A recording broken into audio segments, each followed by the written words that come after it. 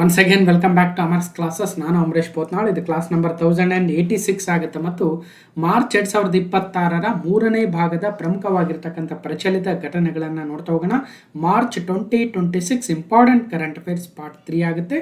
So ಮೊದಲನೇ ಬಾರಿಗೆ ನೋಡ್ತಾ ಇರ್ತಕ್ಕಂಥವ್ರಿಗೆ ಒಂದಷ್ಟು ಕಿರುಪರಿಚಯವನ್ನು ಕೂಡ ಕೊಟ್ಟಿರ್ತಕ್ಕಂಥದ್ದು. ಯಾಕಂದರೆ ಸೊ ಫಸ್ಟ್ ಟೈಮ್ ಕಾಂಪಿಟೇಟಿವ್ ಫೀಲ್ಡಿಗೆ ಬಂದಿರ್ತಾರೆ. So whether we are following a right mentor or not ಅಂತ. ಸೊ ಅದು ಭಾಳ ಇಂಪಾರ್ಟೆಂಟ್. ಸರಿಯಾದ ಮಾರ್ಗದರ್ಶಕನನ್ನು ಫಾಲೋ ಮಾಡಿದರೆ ಸೊ ಸಾಕಷ್ಟು ಮಾಹಿತಿ ಸಿಗ್ತಾ ಹೋಗುತ್ತೆ ಅನ್ನೋ ಒಂದು ಭಾವನೆಯೊಂದಿಗೆ ಯಾರಾದರೂ ಅಮರ್ಸ್ ಕ್ಲಾಸಸ್ ಅಂತಕ್ಕಂಥ ಯೂಟ್ಯೂಬ್ ಚಾನಲ್ಗೆ ಇನ್ನೂ ಸಬ್ಸ್ಕ್ರೈಬ್ ಆಗಿಲ್ಲ ಅಂದರೆ ಸಬ್ಸ್ಕ್ರೈಬ್ ಆಗ್ಬೋದು. ಮತ್ತು ಟೆಲಿಗ್ರಾಮ್ ಚಾನಲ್ ಇದೆ ಅಮರ್ಸ್ ಕ್ಲಾಸಸ್ ಅಂತ, ಸರ್ಚ್ ಮಾಡಿ. ಟೆಲಿಗ್ರಾಮ್ಗೆ ಹೋಗಿ ಅಲ್ಲಿ ಅಮರ್ಸ್ ಕ್ಲಾಸಸ್ ಅಂತ ಸರ್ಚ್ ಮಾಡಿ. ಇಲ್ಲ ಸರ್ಚ್ ಮಾಡೋಷ್ಟು ಪುರ್ಸೊತ್ತಿಲ್ಲ ಅಂದರೆ ಅಲ್ಲೊಂದು ಡಿಸ್ಕ್ರಿಪ್ಷನ್ ಬಾಕ್ಸಲ್ಲಿ ಲಿಂಕ್ ಕೊಟ್ಟಿದ್ದೀನಿ, ಹೋಗಿ ಜಾಯ್ನ್ ಆಗ್ಬೋದು. ಓಕೆ, ಸೊ ಇಷ್ಟು ಹೇಳ್ತಾ ಇನ್ನು ಕರೆಂಟ್ ಅಫೇರ್ಸ್ ಅಂತ ಬಂದಾಗ ಪ್ರತಿ ವರ್ಷ ಕಂಟಿನ್ಯೂಸ್ ಆಗಿ ಯಾವುದೇ ಒಂದು ವೀಕು ಯಾವುದೇ ಒಂದು ತಿಂಗಳು ಕೂಡ ಮಿಸ್ ಆಗದೆ ಇರೋಂಗೆ ಕಂಪ್ಲೀಟಾಗಿ ಮಾಡ್ತಾ ಇದ್ದೀವಿ. ಯಾವುದೇ ಎಕ್ಸಾಮ್ ಇರಲಿ ಬಿಡಲಿ ಅಲ್ವಾ. ಸೊ 2026 ಈಗ ಆಲ್ರೆಡಿ ಜನವರಿ ತಿಂಗಳು ಕಂಪ್ಲೀಟ್ ಆಗಿದೆ, ಫೆಬ್ರವರಿ ಕಂಪ್ಲೀಟ್ ಆಗಿದೆ, ಇನ್ನು ಮಾರ್ಚಲ್ಲಿ ಈಗ 3ನೇ ಪಾರ್ಟ್ ಆಗುತ್ತೆ ಇದು. ಅದ್ರ ಜೊತೆಗೆ 2026 ಇಂಡಿಯಾ ಬಜೆಟ್ಟು 4 ಪಾರ್ಟ್ಗಳಲ್ಲಿ ಡಿಸ್ಕಷನ್ ಮಾಡಿದ್ವಿ, 4 ಅವರು. ಕರ್ನಾಟಕ ಬಜೆಟು ಸಿದ್ದರಾಮಯ್ಯನವರು 3.5 ಗಂಟೆ ಡಿಸ್ಕಷನ್ ಮಾಡಿದರು, ನಾವು 6 ಪಾರ್ಟ್ಗಳಲ್ಲಿ 7 ಅವರ್ ಡಿಸ್ಕಷನ್ ಮಾಡಿದ್ವಿ. ಭಾಳ ಜನಕ್ಕೆ ಅನಿಸ್ಬೋದು ಯಾಕೆ ಅಷ್ಟು ಎಕ್ಸ್ಪ್ಲನೇಷನ್ ಅಂತ. ಯಾಕಂದರೆ ಯಾವುದೇ ಒಂದು ವಿಷಯ ಬಂದಾಗ ಆ ಒಂದು ವಿಷಯದ ಮೇಲೆ ಏನಾದರೂ ಸುದ್ದಿ ಇದೆಯಾ ಅಲ್ವಾ, ಅಥವಾ ಯಾವುದಾದ್ರೂ PYQ ಅಲ್ಲಿ ಇತ್ತೀಚಿನ ಪ್ರಶ್ನೆ ಪತ್ರಿಕೆಯಲ್ಲಿ ಕೇಳಿದ್ರಾ ಅಲ್ವಾ, ಅಥವಾ ಅದು ಎಕನಾಮಿಕ್ ಸರ್ವೇದಲ್ಲಿ ಬಂದಿತ್ತಾ, ಕರೆಂಟ್ ಅಫೇರ್ಸಲ್ಲಿ ಬಂದಿತ್ತಾ, ಪ್ರಶ್ನೆ ಪತ್ರಿಕೆಯಲ್ಲಿ ಬಂದಿತ್ತಾ ಅಲ್ವಾ. ಆ ವಿಷಯದ ಮೇಲೆ ಏನಾದರೂ GI ಟ್ಯಾಗ್ ಸಿಕ್ಕಿದೆಯಾ, ಯುನೆಸ್ಕೋ ವರ್ಲ್ಡ್ ಹೆರಿಟೇಜ್ ಸೈಟ್ ಆಗಿದೆಯಾ, ಅಥವಾ ಇನ್ನೊಂದು ಯಾವುದೋ ಆಗಿದೆಯಾ, ಹೀಗೆ ಒಂದಕ್ಕೊಂದು ಲಿಂಕ್ ಮಾಡಿಕೊಂಡಾಗ ಸೊ ಎಕ್ಸಾಮಲ್ಲಿ ಪಾಸ್ ಆಗೋದು ಈಸಿ, ನೆನ್ಪಿಡೋದು ಕೂಡ easy. So budget economic survey ಮಾಡಿ ಅಂತ ಕೇಳಿದಿರಿ. ಸೊ ಸ್ಟಾರ್ಟ್ ಮಾಡೋಣ ಆದಷ್ಟು ಶೀಘ್ರದಲ್ಲಿ. ಯಾಕಂದರೆ ಈಗ ಯಾವ ನೋಟಿಫಿಕೇಷನ್ ಇಲ್ಲ, ಸೊ ಸ್ಟಿಲ್ ಮಾಡೋಣ. ಇನ್ನು ಭಾರತದ ಆರ್ಥಿಕ ಸಮೀಕ್ಷೆ ಅದನ್ನು ಕೂಡ ಸಾಧ್ಯ ಆದರೆ ಮಾಡೋಣ. ಯಾಕಂದರೆ ಕಳೆದ ಬಾರಿ ಇಂಡಿಯನ್ ಎಕನಾಮಿಕ್ ಸರ್ವೆ 10 ಪಾರ್ಟ್ಸ್ ಮಾಡಿದ್ವಿ, ಇಂಡಿಯಾ ಬಜೆಟ್ ಕಂಪ್ಲೀಟ್ ಮಾಡಿದ್ವಿ, ಕರ್ನಾಟಕ ಆರ್ಥಿಕ ಸಮೀಕ್ಷೆ 13 ಚಾಪ್ಟರ್ಗಳನ್ನು ಮಾಡಿದ್ವಿ, ಸುಮಾರು 15+ ಅವರ್ಸ್ ಡಿಸ್ಕಷನ್.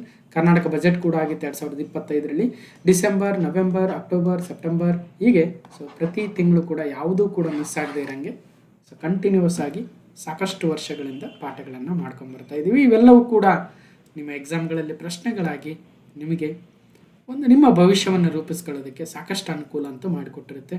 ಯಾಕಂದರೆ ಒಂದು ಸಲ ನಾವು ಸೆಲೆಕ್ಷನ್ ಲಿಸ್ಟಲ್ಲಿ ಹೋಗಿ ನಮ್ಮ ಜಾಬನ್ನು ಸೇರಿದಾಗ ನಮ್ಮ ಜೀವನವೇ ಚೇಂಜ್ ಆಗುತ್ತೆ ಅನ್ನೋದು ನಾವೆಲ್ಲ ಅದಕ್ಕೆ ಉದಾಹರಣೆಗಳಾಗ್ತೀವಿ ಅಲ್ವಾ. ಸೊ ಅದರಲ್ಲೂ ಗ್ರಾಮೀಣ ಭಾಗದಿಂದ ಬಂದಿರತಕ್ಕಂಥವ್ರಿಗೆ ಒಂದು ಜಾಬ್ ಅನ್ನೋದು ಭಾಳ ಪ್ರಾಮುಖ್ಯತೆ ಆಗಿರುತ್ತೆ. ಜಾಬ್ ಸಿಕ್ಕರೆ ಇಡೀ ಮನೆಯ ಬದಲಾವಣೆನೇ, ವಾತಾವರಣನೇ ಚೇಂಜ್ ಆಗಿಬಿಡುತ್ತೆ. ಆಲ್ರೆಡಿ ಇದ್ದಂಥವ್ರು, ಆಲ್ರೆಡಿ ಶ್ರೀಮಂತರು, ಆಲ್ರೆಡಿ ಒಂದು ಲೆವೆಲಲ್ಲಿ ಇರ್ತಕ್ಕಂಥವ್ರಿಗೇನು ಭಾಳ ವ್ಯತ್ಯಾಸ ಏನಾಗಲ್ಲ.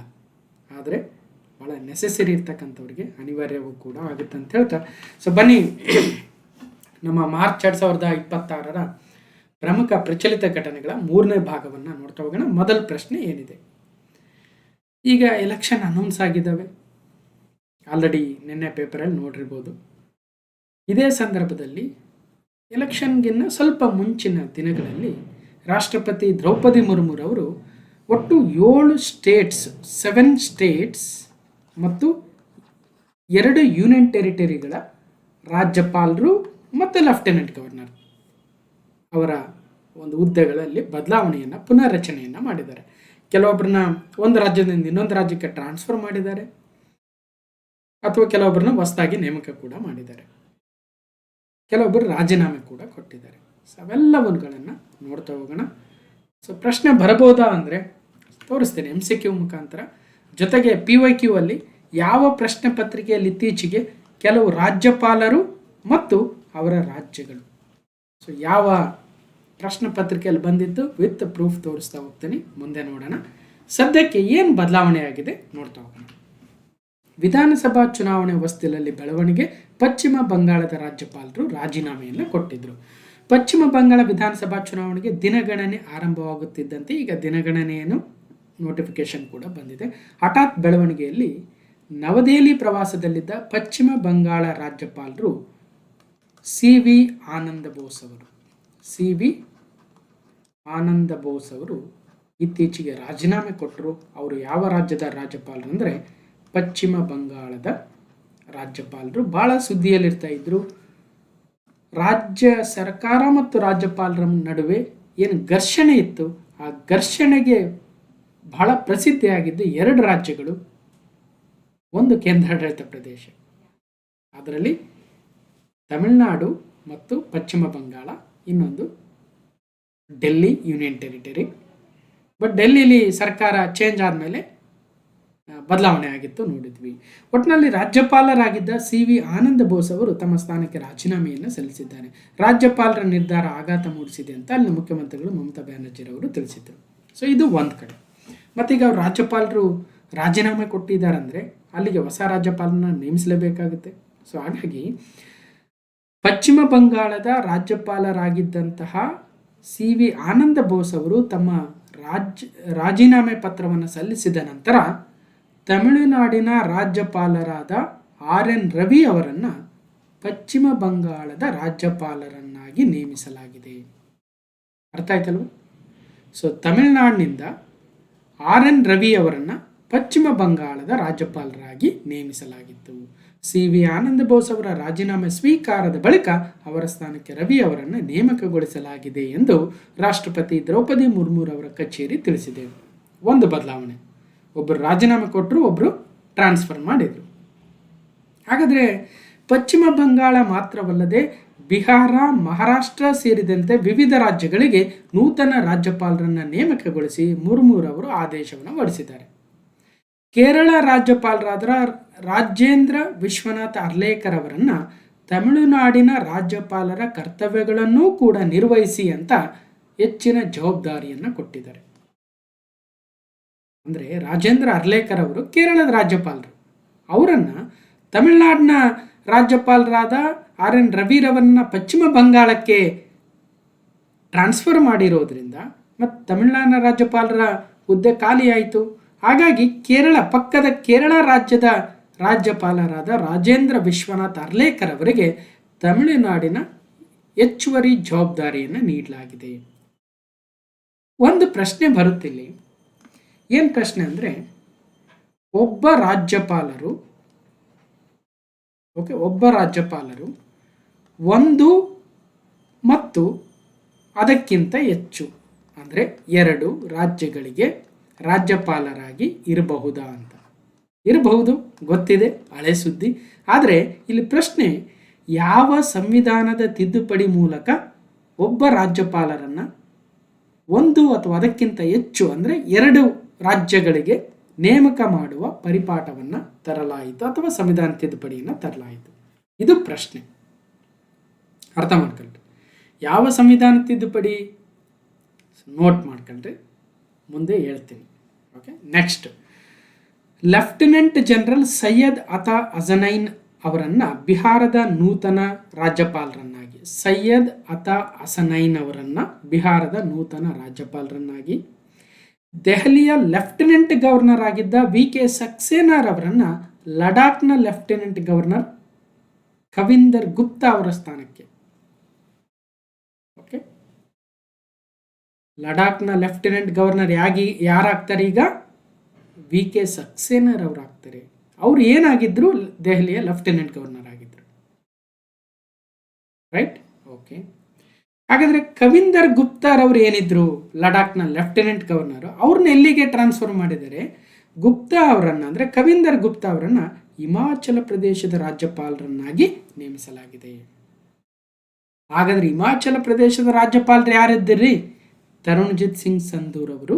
ಅವರನ್ನು ದೆಹಲಿಯ ಲೆಫ್ಟಿನೆಂಟ್ ಗವರ್ನರ್ ಆಗಿ ನೇಮಕ ಮಾಡಲಾಗಿದೆ. ಕನ್ಫ್ಯೂಷನ್ ಆಗುತ್ತೆ. ಒಂದು ಕಡೆ ಪಟ್ಟಿ ಮಾಡ್ಕೊಂಬಿಟ್ಟು ಫಸ್ಟ್ ಯಾವ ರಾಜ್ಯ, ಓಕೆ, ಯಾವ ರಾಜ್ಯ? ಈಗ ಸಪೋಸ್ ಪಶ್ಚಿಮ ಬಂಗಾಳ, ಯಾರು ರಾಜ್ಯಪಾಲರು? ಆರ್.ಎನ್. ರವಿರವರು. ಯಾರಿದ್ರು ಅನ್ನೋದು ಬೇಕಾಗಿಲ್ಲ, ಅಷ್ಟು ನೆನ್ಪಿಡೋದು ಬೇಡ. ಪಶ್ಚಿಮ ಬಂಗಾಳ ಮುಗೀತು. ನೆಕ್ಸ್ಟು ಕೇರಳದ್ದಂತೂ ಗೊತ್ತೇ ಇದೆ, ರಾಜೇಂದ್ರ ಅರ್ಲೇಕರ್ ಅವರೇ ಮುಂದುವರಿತಾ ಇದ್ದಾರೆ. ಇನ್ನು ತಮಿಳ್ನಾಡು ಯಾರು? ರಾಜೇಂದ್ರ ಅರ್ಲೇಕರ್ ಅವರನ್ನು ಹೆಚ್ಚುವರಿ ಅಂತ ಬರ್ಕೊಳ್ರಿ, ಯಾಕಂದ್ರೆ ಮುಂದೆ ಬೇರೆಯವ್ರನ್ನ ನೇಮಿಸ್ತಾರೆ ಅಲ್ಲಿ. ಅವ್ರಿಗೆ ಹೆಚ್ಚುವರಿ ಎಷ್ಟು ದಿನ ಕೊಡ್ತಾರೆ ಗೊತ್ತಿಲ್ಲ, ರೈಟ್. ಅದಾದಮೇಲೆ ಈಗ ಬಿಹಾರದ ನೂತನ ರಾಜ್ಯಪಾಲರು ಯಾರು ಅಂತ ಕೇಳಿದರೆ, so lieutenant general Syed Ata ಹಸನೈನ್ ಅವರು. ಓಕೆ, ಹಾಗೆ ಈಗ ಮತ್ತೆ ಲಡಾಖ್ನ ನೂತನ ಲೆಫ್ಟಿನೆಂಟ್ ಗವರ್ನರ್ ಅನ್ಬೇಕು ಕೇಂದ್ರಾಡಳಿತ ಪ್ರದೇಶಕ್ಕೆ. ಕೇಂದ್ರಾಡಳಿತ ಪ್ರದೇಶಗಳಲ್ಲಿ 8ರಲ್ಲಿ 5ರಲ್ಲಿ ಲೆಫ್ಟಿನೆಂಟ್ ಗವರ್ನರ್ ಇರ್ತಾರೆ, 3ರಲ್ಲೇನೋ ಅಡ್ಮಿನಿಸ್ಟ್ರೇಟರ್ ಇರ್ತಾರೆ, ಆಡಳಿತಾಧಿಕಾರ ಅಂತ ಕರಿತೀವಿ, ಅದು ಬೇರೆ ವಿಚಾರದಲ್ಲಿ ಮಾತಾಡಿರ್ತೀವಿ ನಾವು. ಈಗ ಲಡಾಖ್ನ ಲೆಫ್ಟಿನೆಂಟ್ ಗವರ್ನರ್ ಆಗಿ ಯಾರು ನೇಮಕಗೊಂಡಿದ್ದಾರೆ? ವಿ.ಕೆ. ಸಕ್ಸೇನರ್ ಅವರು. ಓಕೆ, ಅದ್ರ ಜೊತೆಗೆ ಮತ್ತೀಗ ದೆಹಲಿ ಖಾಲಿ ಆಯಿತು. ದೆಹಲಿಯ ಲೆಫ್ಟಿನೆಂಟ್ ಗವರ್ನರ್ ಆಗಿ ತರಣ್ಜಿತ್ ಸಿಂಗ್ ಸಂಧೂರ್ ಅವರು, ನೋಟ್ ಮಾಡ್ಕೊಳ್ರಿ. ಅದಾದಮೇಲೆ ಹಿಮಾಚಲ ಪ್ರದೇಶದ ನೂತನ ಗವರ್ನರ್ ಆಗಿ ಕವಿಂದರ್ ಗುಪ್ತಾ, ರೈಟ್. ಮತ್ತು ಹಿಮಾಚಲ ಪ್ರದೇಶದ ರಾಜ್ಯಪಾಲರಾಗಿದ್ದ ಶಿವಪ್ರತಾಪ್ ಶುಕ್ಲಾರವರನ್ನ ತೆಲಂಗಾಣಕ್ಕೆ ಯಾರು? ಶಿವಪ್ರತಾಪ ಶುಕ್ಲಾರವರು. ಜೊತೆಗೆ ಈಗ ತೆಲಂಗಾಣದ ರಾಜ್ಯಪಾಲರಾಗಿದ್ದ ಜಿಷ್ಣುದೇವ ವರ್ಮಾರವರನ್ನು ಮಹಾರಾಷ್ಟ್ರದ ರಾಜ್ಯಪಾಲರಾಗಿ, ಮತ್ತು ನಂದಕಿಶೋರ್ ಯಾದವ್ ಅವರನ್ನು ನಾಗಾಲ್ಯಾಂಡ್ನ ರಾಜ್ಯಪಾಲರಾಗಿ ನೇಮಿಸಲಾಗಿದೆ. ಇಷ್ಟು ಬದಲಾವಣೆಗಳಾಗಿದ್ದಾವೆ. ಓಕೆ, ಈ ಬದಲಾವಣೆಗಳನ್ನು ಅಪ್ಡೇಟ್ ಮಾಡ್ಕೊಳ್ತಾ ಇರಬೇಕು. ಎಕ್ಸಾಮ್ ಮುಂಚೆ ಒಂದ್ಸಲ ರಿವೈಸ್ ಮಾಡ್ಕೊಂಡು ಹೋಗ್ಬೇಕು. ಸೊ ಇಷ್ಟು. ಓಕೆ, ಸೊ ಜಿಷ್ಣುದೇವ್ ವರ್ಮಾ ಮಹಾರಾಷ್ಟ್ರ, ಶಿವಪ್ರತಾಪ ಶುಕ್ಲ Telangana, Kavinder Gupta Himachal Pradesh, Bihar lieutenant general retired Syed Ata ಹಸನೈನ್, Nagaland Nandkishore Yadav, Delhi Taranjit Singh Sandhu, Ladakh VK. Saxena, West Bengal R N. Ravi, Rajendra Vishwanath Arlekar ತಮಿಳುನಾಡಿನ ಹೆಚ್ಚುವರಿ, ಅವರು present governor of Kerala. Okay, ಇನ್ನು ಉಳಿದಿರ್ತಕ್ಕಂಥ ಡೀಟೇಲ್ಸ್ ಇದ್ದಾವೆ. ಯಾರಿಗೆ ಇಂಗ್ಲೀಷಲ್ಲಿ ಓದ್ಬೇಕು ಅನಿಸುತ್ತೆ ಅವ್ರಿಗೆ PDF ಕೊಟ್ಟಾಗ ನೋಡ್ಕೊಳ್ರಿ. ಈಗ ಮ್ಯಾಪಲ್ಲಿ ನೋಡ್ಬಿಡೋಣ ಇನ್ನೊಂದ್ಸಲ, ಮೇಲಿಂದ ಬರೋಣ. ಲಡಾಖ್ನ ಲೆಫ್ಟಿನೆಂಟ್ ಗವರ್ನರ್ ಆಗಿ ವಿ.ಕೆ. ಸಕ್ಸೇನರ್ ಅವರು. ಓಕೆ, ಹಿಮಾಚಲ ಪ್ರದೇಶದ ಗವರ್ನರ್ ಆಗಿ ಕವಿಂದರ್ ಗುಪ್ತಾರವರು. ಹಿಮಾಚಲ ಪ್ರದೇಶ ಕವಿಂದರ್ ಗುಪ್ತಾ. ಓಕೆ, ನೆಕ್ಸ್ಟು ದೆಹಲಿಯ ಲೆಫ್ಟಿನೆಂಟ್ ಗವರ್ನರ್ ಆಗಿ ತರಣ್ಜಿತ್ ಸಂಧೂರ್ ಅವರು. ಹಾಗೆ ಕೆಳಗಡೆ ಬಂದರೆ ಬಿಹಾರದ ನೂತನ ರಾಜ್ಯಪಾಲರಾಗಿ retired lieutenant general Syed Ata ಹಸನೈನ್ ಅವರು. ಹಾಗೆ ಪಶ್ಚಿಮ ಬಂಗಾಳಕ್ಕೆ ಆರ್.ಎನ್. ರವಿರವರನ್ನು ಟ್ರಾನ್ಸ್ಫರ್ ಮಾಡಲಾಗಿದೆ. ನಾಗಾಲ್ಯಾಂಡ್ನ ನೂತನ ರಾಜ್ಯಪಾಲರಾಗಿ ನಂದಕಿಶೋರ್ ಯಾದವ್. ಹಾಗೆ ಈ ಕಡೆಯಿಂದ ಬಂದರೆ ಜಿಷ್ಣುದೇವ್ ವರ್ಮರವರನ್ನ ತೆಲಂಗಾಣದಿಂದ ಶಿಫ್ಟ್ ಮಾಡಲಾಗಿದೆ ಮಹಾರಾಷ್ಟ್ರಕ್ಕೆ. ಶಿವಪ್ರತಾಪ ಶುಕ್ಲಾರವರನ್ನು ತೆಲಂಗಾಣದ ನೂತನ ರಾಜ್ಯಪಾಲರಾಗಿ ಮತ್ತು ತಮಿಳುನಾಡಿನ ನೂತನ ರಾಜ್ಯಪಾಲರಾಗಿ ಹೆಚ್ಚುವರಿ ಜವಾಬ್ದಾರಿಯನ್ನು ರಾಜೇಂದ್ರ ವಿಶ್ವನಾಥ್ ಅರ್ಲೇಕರ್ ಅವರಿಗೆ ನೀಡಲಾಗಿದೆ. ಅವರು ಆ್ಯಕ್ಚುಲಿ ಕೇರಳದ ಗವರ್ನರ್ ಆಗಿದ್ದಾರೆ.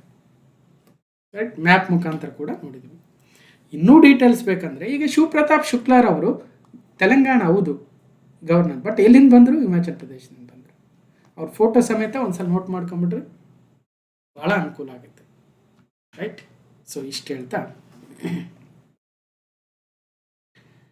ಇನ್ನು ಪ್ರಶ್ನೆಗಳು. ಸಿವಿಲ್ PC ಎಕ್ಸಾಮಲ್ಲಿ ಇವರುಗಳಲ್ಲಿ ಯಾರು ರಾಜ್ಯದ ರಾಜ್ಯಪಾಲರುಗಳನ್ನು ನೇಮಿಸ್ತಾರೆ? ಗೊತ್ತಿರ್ತಕ್ಕಂಥದ್ದು ರಾಷ್ಟ್ರಪತಿಗಳು. ಇನ್ನು ಮೊನ್ನೆ KA BMTC exam current affairs 30 ಪ್ರಶ್ನೆ ಬಂದಿತ್ತು, KAದವ್ರು ನಡೆಸಿದ್ರು. ಕ್ಲಾಸ್ ನಂಬರ್ 621 ಡಿಸ್ಕಷನ್ ಕೂಡ ಮಾಡಿದ್ದೀವಿ. ಏನು ಕೊಟ್ಟಿದ್ರು? ಒಂದು ದಿವಸ ಬರೀರಿ ಕೊಟ್ಟಿದ್ರು.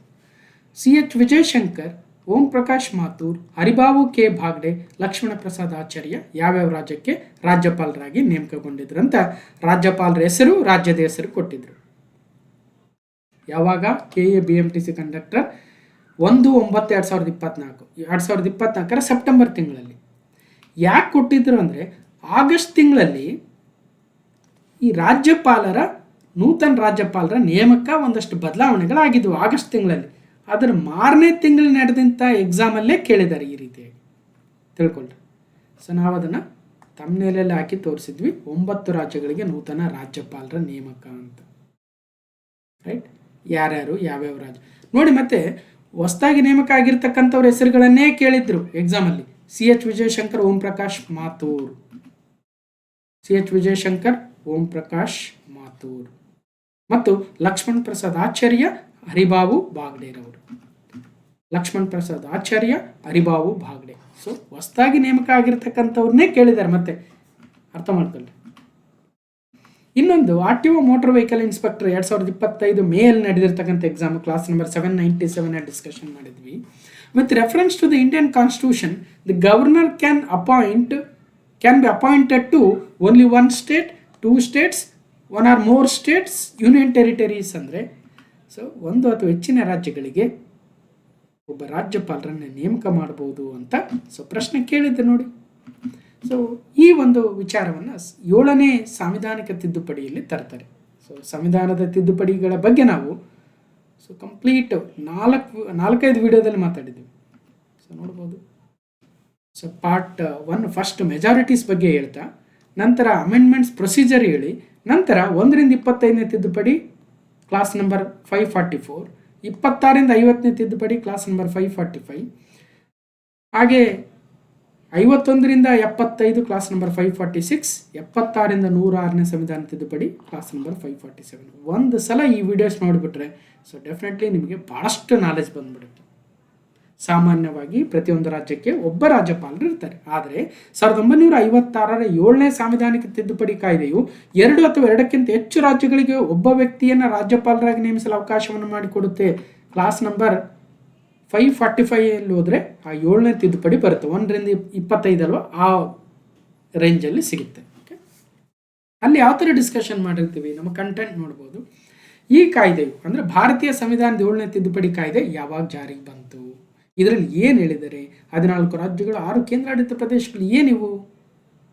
7ನೇ ಸಂವಿಧಾನ ತಿದ್ದುಪಡಿ ಕೇವಲ 1 person can be appointed as A governor for more than 1 state at a same time ಹೇಳುತ್ತಾ, ಅಥವಾ 2 ಅಥವಾ ಹೆಚ್ಚಿನ ರಾಜ್ಯಗಳಿಗೆ ಸಾಮಾನ್ಯ ಉಚ್ಚ ನ್ಯಾಯಾಲಯದ ಸ್ಥಾಪನೆಗೆ ಅವಕಾಶ ಮಾಡಿಕೊಡ್ತಾ, ಅಥವಾ ಭಾಗ ಎ, ಭಾಗ ಬಿ, ಭಾಗ ಸಿ, ಭಾಗ ಡಿ ರಾಜ್ಯಗಳಿಂದ ಮಾಡಲಾಗಿದ್ದ ರಾಜ್ಯಗಳ ವರ್ಗೀಕರಣವನ್ನು ರದ್ದು ಮಾಡಿ ನಂತರ 14 ರಾಜ್ಯಗಳು 6 ಕೇಂದ್ರಾಡಳಿತ ಪ್ರದೇಶಗಳನ್ನಾಗಿ ಪುನರ್ರಚಿಸಲಾಯಿತಾ, ಮತ್ತು ಅದಕ್ಕೆ ಯಾವ ಕಮಿಷನ್ ರೆಕಮೆಂಡೇಶನ್ ಮಾಡಿತ್ತು? ಸೊ ಹೋಗಿ ನೋಡಿ, ಭಾಳ ಡೀಟೇಲ್ ಆಗಿ ಹೇಳಿರ್ತಕ್ಕಂಥದ್ದು. ಓಕೆ, ಇನ್ನು ರಾಜ್ಯಪಾಲರ ಕಂಪ್ಲೀಟ್ ಡೀಟೇಲ್ಸ್ ಇದೆ, ನನಗೆ ಬೇರೆ ಟೈಮಲ್ಲಿ ಯಾವಾಗಾರು ಹೇಳೋಣ. ಈಗ ಸದ್ಯ ಆಲ್ರೆಡಿ ಭಾಳನೇ ಮಾತಾಡಿದ್ವಿ. ಸೊ ಇದರಲ್ಲಿ ಸಾಕಷ್ಟು ಡೀಟೇಲ್ಸ್ ಇದೆ. ಇನ್ನೊಂದು ಸಲ ಯಾವಾಗಾದ್ರೂ ರಾಜ್ಯಪಾಲರ ವಿಚಾರ ಬಂದಾಗ ನಾನು ಎಲ್ಲವನ್ನ ಹೇಳ್ತೀನಿ. ಓಕೆ, ಸದ್ಯಕ್ಕೆ ಇದರ PDF ಕೊಟ್ಟಾಗಬೇಕಾದ್ರೆ ಓದ್ಕೊಳ್ಳಿ.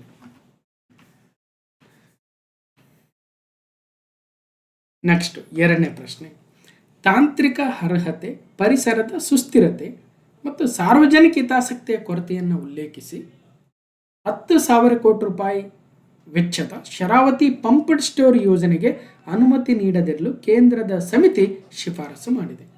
The central committee has recommended not to permit the Rs 10,000 crore Sharavathi pumped store project, citing the lack of technical eligibility, environmental sustainability and public interest.